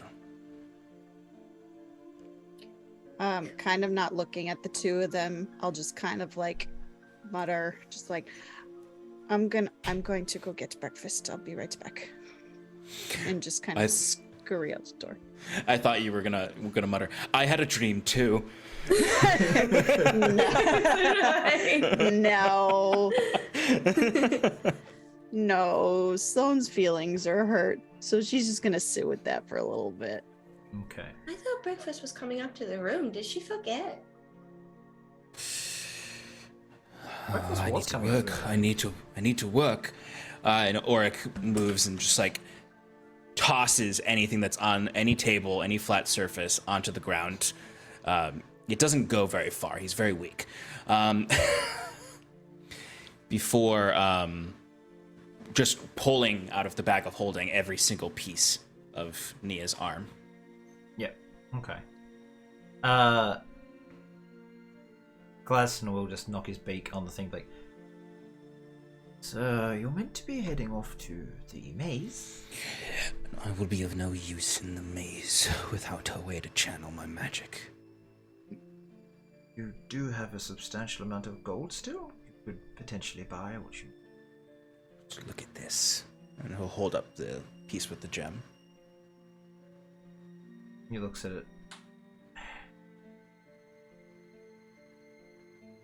Okay. You think there's time to be wasted?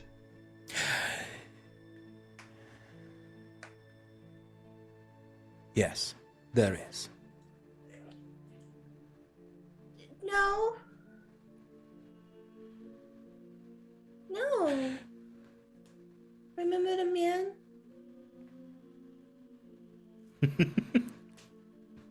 Can I have met the guy on the stairs carrying the breakfast tray? You can. What? If you bring that syrupy mess anywhere near this workstation. Oh, you better fucking believe that's where it's going. Sloan, no. No. Then I will pick you up and I will Parts are sit delicate, you on they the cannot bed. get sticky.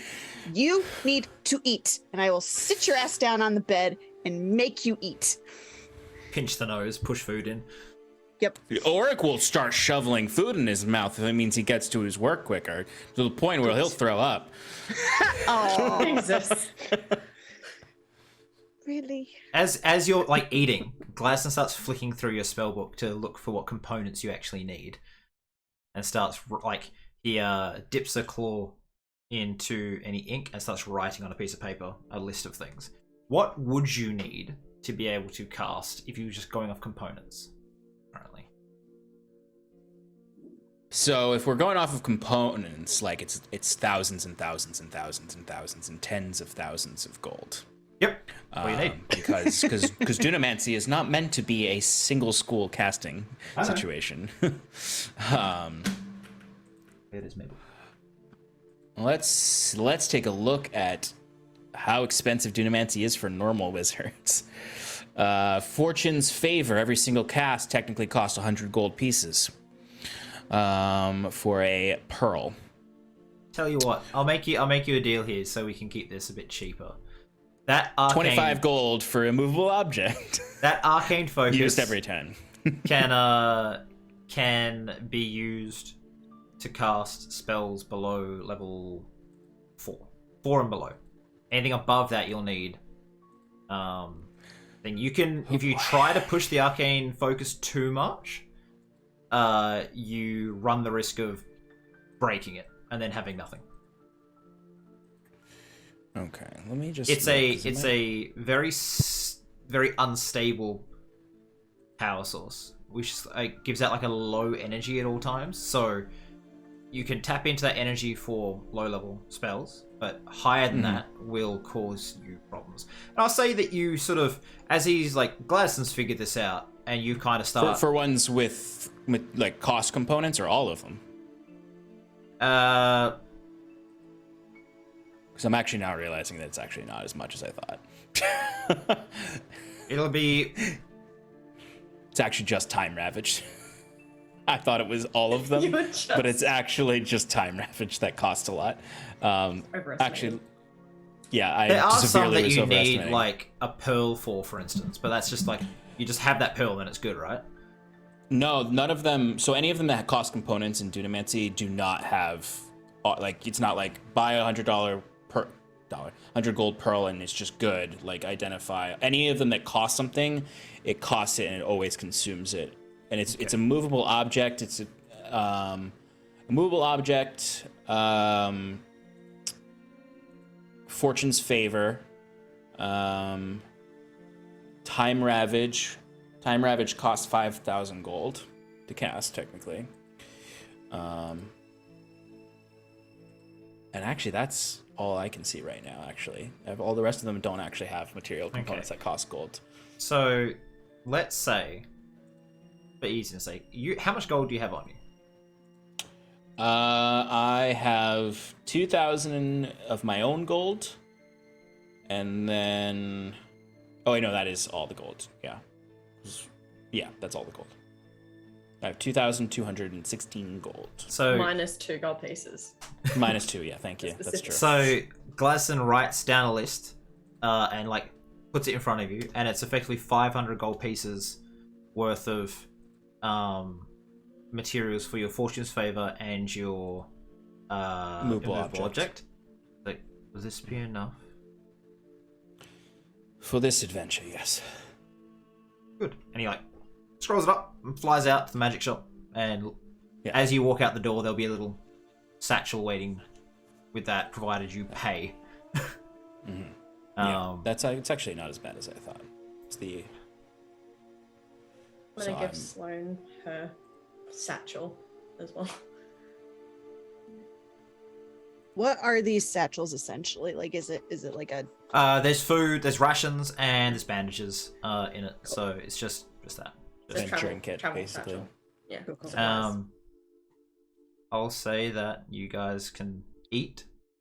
You work a little bit. You manage to convert that into a 4th level or lower arcane focus, which I believe is like if things have a X amount gold value, you can cast, right? That's how arcane focuses work. It's been a while since I've looked at it. Arcane focuses replace components that don't cost gold. Yeah. Okay, cool. So you go down. Do you guys head towards the maze once you've finished up your, say, hour of work? And I'll let that include your preparation of spells. Cool. Yes. Got some food. You head off to the maze. You are standing out the front of it, near and Tamela waiting. Sort of like, what the fuck took you so long? As you approach the hedge maze, you can see that the walls on the outside that go all the way around this tower are brambles. Impenetrably thick to the point where you can't see through it.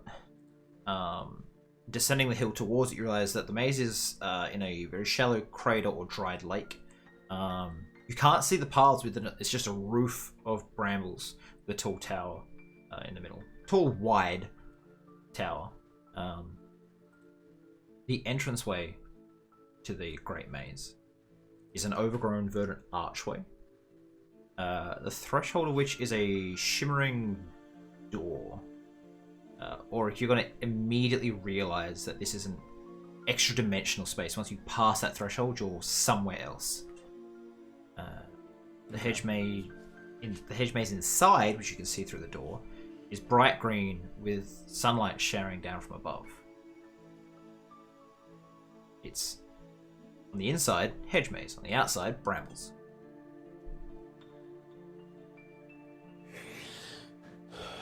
Oh, once we enter there, I don't think there's going to be much turning back.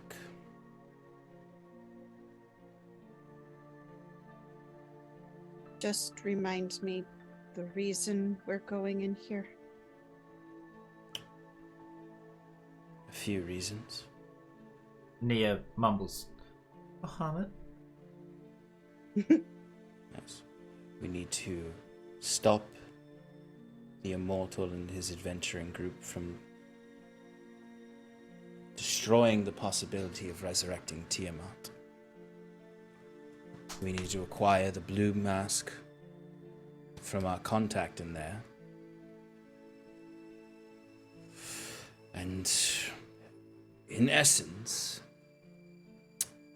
take over the cult of the dragon. Hopefully the man is still there. Yes. Said he was in the basement below the tower.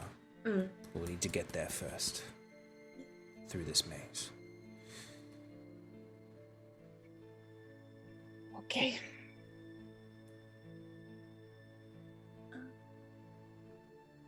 So we're getting Tiamat so that we can stop the 4 horses. It seems so. Potentially rising Bahamut as well. Mm-hmm. In the process, to create something greater. Okay. And the 4 horsies are bad because... Destroy everything. Okay. Nothing left after. And then they Not just even- go somewhere do the else. same thing. No, if they succeed, there is truly nothing left. It would only be death and the hunger of the void. Oh. An end. A real Right. end. Okay. So bring Tiamat back is good, and Bahamut back is good. Okay. Horsey's bad. Yeah. Because that means void, which is where bad magic man is. Okay. Can we hold hands? I immediately step between you and I saw that coming.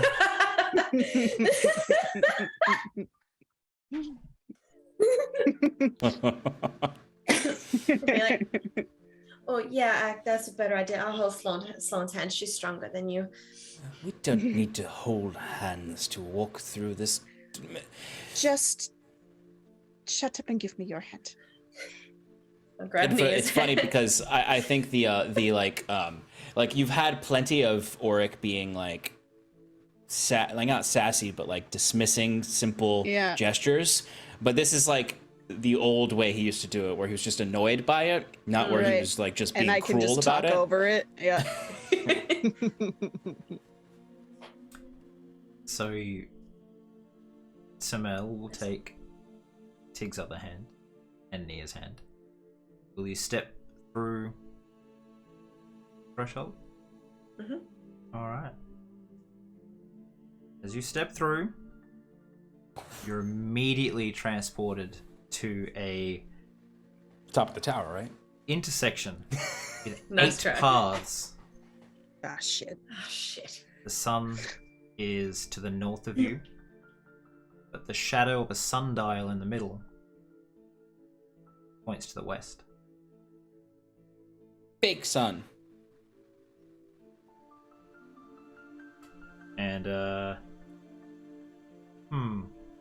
we've got half an hour till we usually end, and I feel like maybe you'll want to have Shelby for the maze, so we'll end a little early, and we'll go through our favorite stuff. So we'll end the session there, as you're standing in a hedge maze. I'm immediately going into puzzle mode where I'm like, what's written on the sundial? Is there anything I can see? What kind of sun is it? There's grass. I'm just immediately face planting. I'm just gonna be like, wait a minute, he's using his Like- brain. Grass. So Tig, talk to the trees. hopefully you all enjoyed this session. I know there was a lot of just wall dump and talking to people, and I am still recovering from COVID, so I was like, I'm not gonna fully throw myself into voices because good god, my throat hurts. But yeah, hopefully you all had fun, and we'll do our goodbyes and favorite moments. So because there's only 4 of us, there's 3 players. I'll get you to do your favorite moment from everyone when it gets to you, from yourself and everyone else. So let's start with, you know what, I always feel like Sean gets the short end of the stick and ends up being either last or second to last. So I'm going to start with you. Tell us who you are, where you're from, and then your favorite stuffs. Oh, I like going last. Okay, fuck it. No. And I'm taking it. I'm Sean. Person, a variety of roles and responsibilities and connections. I am the creative director of Paradise Productions. I am a DM there as well, and I have played a sad time boy tonight. I had a lot of fun playing him tonight. It was very refreshing to have a soul. And you can find me at Odo_Sean on all socials, and you can also find my work at Paradise Productions, Paradise Prod on most socials, and Paradise Pro on, I think, one of them, which is our Twitter. Maybe we should just change that one to Paradise Prod. And yeah, favorite moments. I would say my favorite moment for Tig, I really enjoyed having a quiet moment with Tig outside. It's one of those things where I'm glad the dice had someone be awake to add a little bit to that texture to that scene, and I really liked Oric genuinely asking Tig a question and just like letting her talk a little bit about herself, when Tig is often answering questions or helping other people instead of talking about herself. So I really liked that from Tig.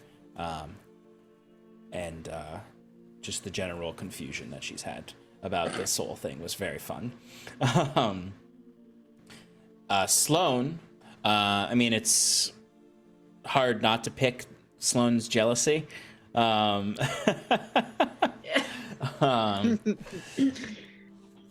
But I'm actually going to not pick that for you. I'm going to pick Sloane going full mama mode, and particularly reading the book to Oric falling asleep. I really enjoyed that. And I'm actually going to instead pick the Sloane's jealousy is actually my favorite Nova moment. Was Nova's use of Gladstone there to sow discord in a very clever way. That it was a really that's just like a good DM move. Like that's just like a very like Thanks. delicate and nuanced DM choice that I respect thoroughly, because it is of my cloth. That's how I do that. It's, you know, Shannon knows that. In the way, even just like it was very good. I really enjoyed that. That little twist of the knife. And yeah, I liked being. I guess favorite moment for myself. I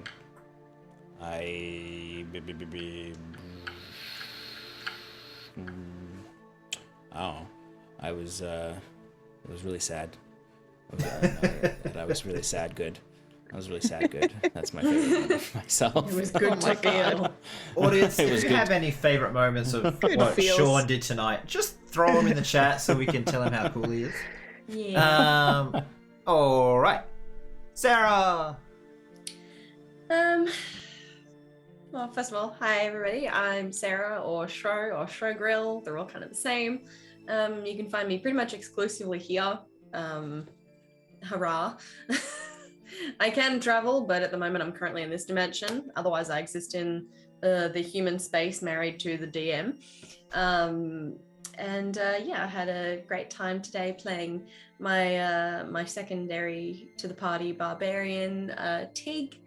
Not gonna lie, this is probably one of the more enjoyable moments I've had with Tig so far in this new journey. I think my favorite moment would definitely, Tig moment would definitely have been having a quiet moment talking to Oric, because that's kind of always seemed very no, that's Sloane's spot. So I don't try and sit next to Oric. I have to ask Sloane's permission, kind of thing. So now to be invited to have a quiet minute, I'm like, okay, it's a very big responsibility. I'm just going to be quiet and be very good. But he actually genuinely invested time to ask Tig about herself, and it was kind of nice to be able to do that, because like you said, Tig's always answering questions and generally helping, but being annoying. So this was kind of nice to step back for a minute and remember what makes Tig who she is. So it was really lovely to revisit that and sort of have a heart-to-heart with someone who's previously seemed very shut off, and only Sloane can communicate with him some way, because Tig just didn't get him. And I think my favorite Sloane moment, stepping in, being like, no, I'll hold hands with you. That was funny. That genuinely got me. And my favorite DM moment, I was going to go and echo about the Sloane's jealousy, but I feel like I should let Sloane do that if she's going to. My other favorite is going to be about creating Heart and bringing him to life.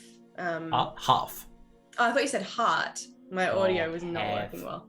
Half, yeah. It is half of the whole. Yeah.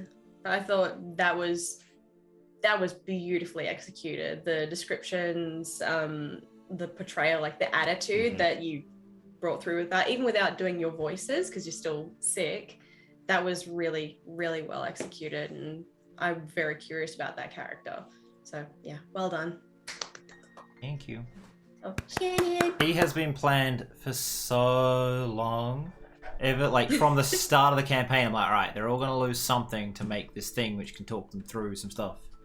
And then I was like, I just got to wait for them all to get that thing back. So I was like, when will Nia get her restoration? When will, Auric get his soul back? It's just taking some time. All right. Shannon. That's me. She's the community manager. Hello, friends. God, Chance. She plays Get Scarlet her. on Paradise Productions. And Sloane here. Both of you.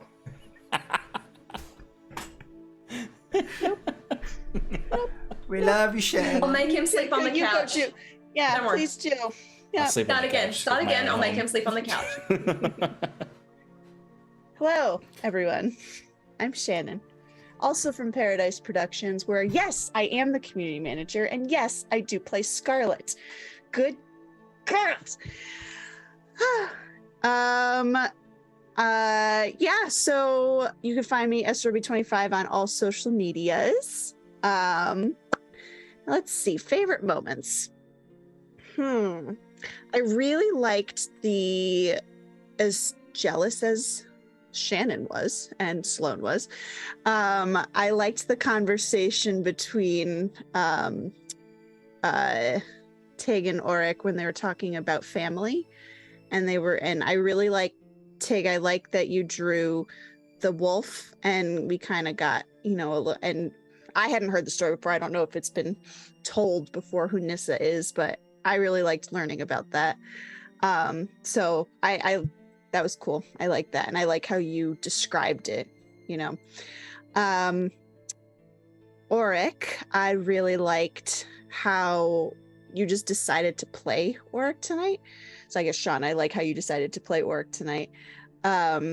Just the word choices, the emotions, like he was quiet like he has been, like tone of voice wise, but it was still so different because his soul's back, and you're really good at the subtlety between that. So that was very, very well done. And I am going to piggyback off of the Sloane jealousy, because Nova, we were on the same wavelength there, because I was absolutely going to ask to look out the window. Yeah. And I like that you prequeled it with the fucking nightmares. If you hadn't asked to wake up, cool. I was gonna have it so that they would walk in with Gladstone sort of like sitting on your chest and be like, I've been caught. But then you're like, oh, I want to wake up, and I was like, I mean, I guess it plays into what I intended to do anyway. So here we go. yeah, it was perfect. So it was like, I agree with Sean. It was a really good DM call. And I guess for me, it was the second time I'm playing Jealous Sloane, because we did it the first with Sips. And so it's been a little while since we did that. And this time around, it's not angry jealous. It's just like kind of brokenhearted jealous. You get into the weirdest love triangles. I know. Well, it's also like I'm sure in Sloane's mind, it's like, this is the big moment. Like, Auric's soul's back. This is the big moment. We should and be. he chose to go sit with Tick. And Yeah. she didn't really talk much to Sloane other than apologizing to her. And he, you know, genuinely expressed feelings towards her and thanked her. But like, Right, but you were I tired, imagine. and you needed like Sloane was trying to respect your space, and then she wakes up and sees you with the other barbarian. The other ones. Yeah, so we'll see how that plays out.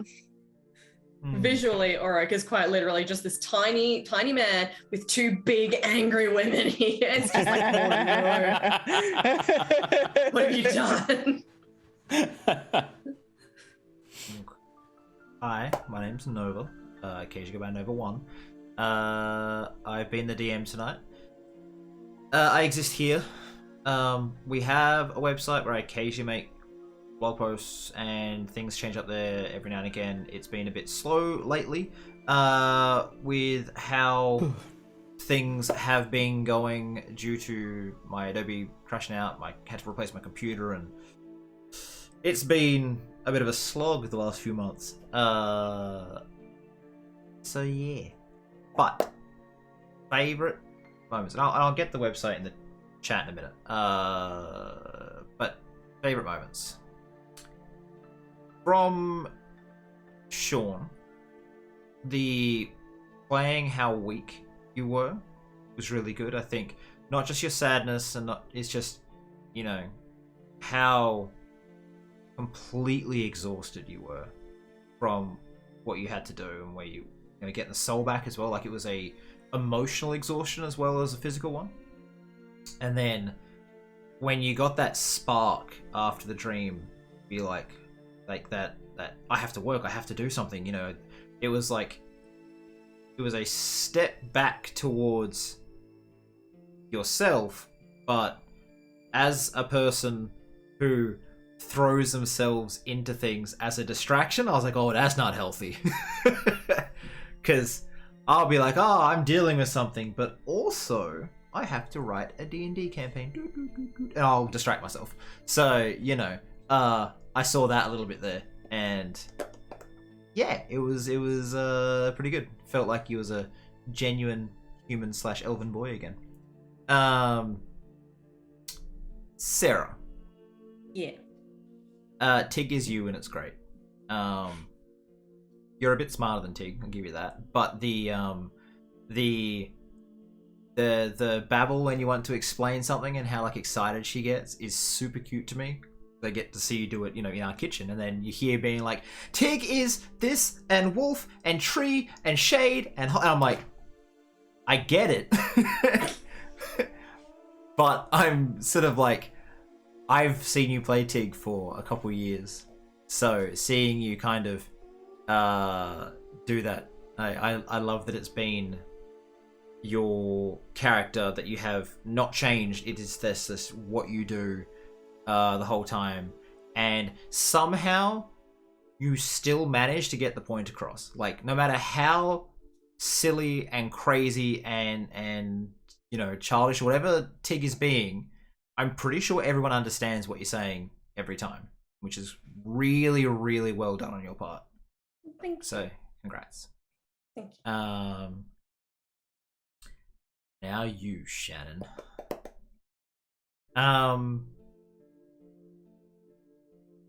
You played the hurt, caring mum really well. Where you want to do the best by your kid, but they've done something which has hurt you, and you don't want them to see that you're hurt because you have to care for them. And that was really, really nice. That was really well done. That anytime Auric was around, he was like, you gotta eat, you gotta do the right thing, I'm gonna help you, you know, don't worry. Hugs, pats on the head, food, reading a book to him. But as soon as he wasn't there, you were like sad, worried, and I thought you did an excellent job. Thank you. No Foreshadowing. Oh no. Oh no. Oh no. That feels like an inevitable parenting thing at some point in your absolutely. relationship Yeah. with your child. Absolutely. I feel like the first time you tell your As a kid off teacher, and they're too. kind of like like, I hate you, I'm running away, and you're like, oh. Bishop Blood says something. My other computer just decided to go to sleep. So can someone read it out from the chat? Yes. They said Auric, Auric needing to remember, Tig getting to explain Wolfwife, Sloan forcing Auric to eat, and Nova playing Gladstone as always. Thank you. From all of us. Alright, so we're going to find someone to raid. But again, my computer went to sleep. So I'm going to leave it up to one of you folks to find someone to raid while I get it to wake back up.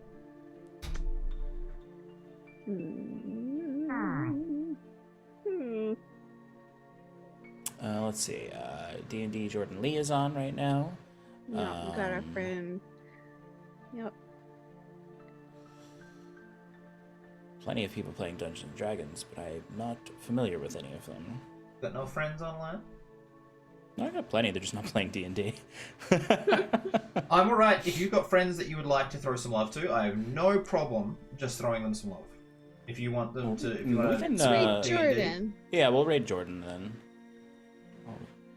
Okay, let me have a look here. We're gonna run a 30-second ad, everyone. Please stick around for it. I know it's annoying to watch an ad at the end of the thing, but it helps the channel out a lot. Yeah. Oops, nope. I will Let's get an A at the end. start the raid in just a sec. Stick around, folks. Oh, and wave goodbye, everyone that's here, so they can see that you love them. So much. Thank you for being here, friends. The hell was that? Oh, Finn. Finn, say bye-bye. Hello. Hello. Sweet. I can't deal. How do I spell Sweet Jordan? What? How do I spell Sweet Jordan? D&D no. Jordan Lee. So I posted it in the scales. D&D Jordan LEA. I see it. Cult of the Lamb. That's it. Start raid. Very fun. All right, and we're going to go to our end of things. So I'm just going to wave again in case There it we came back. go. Bye.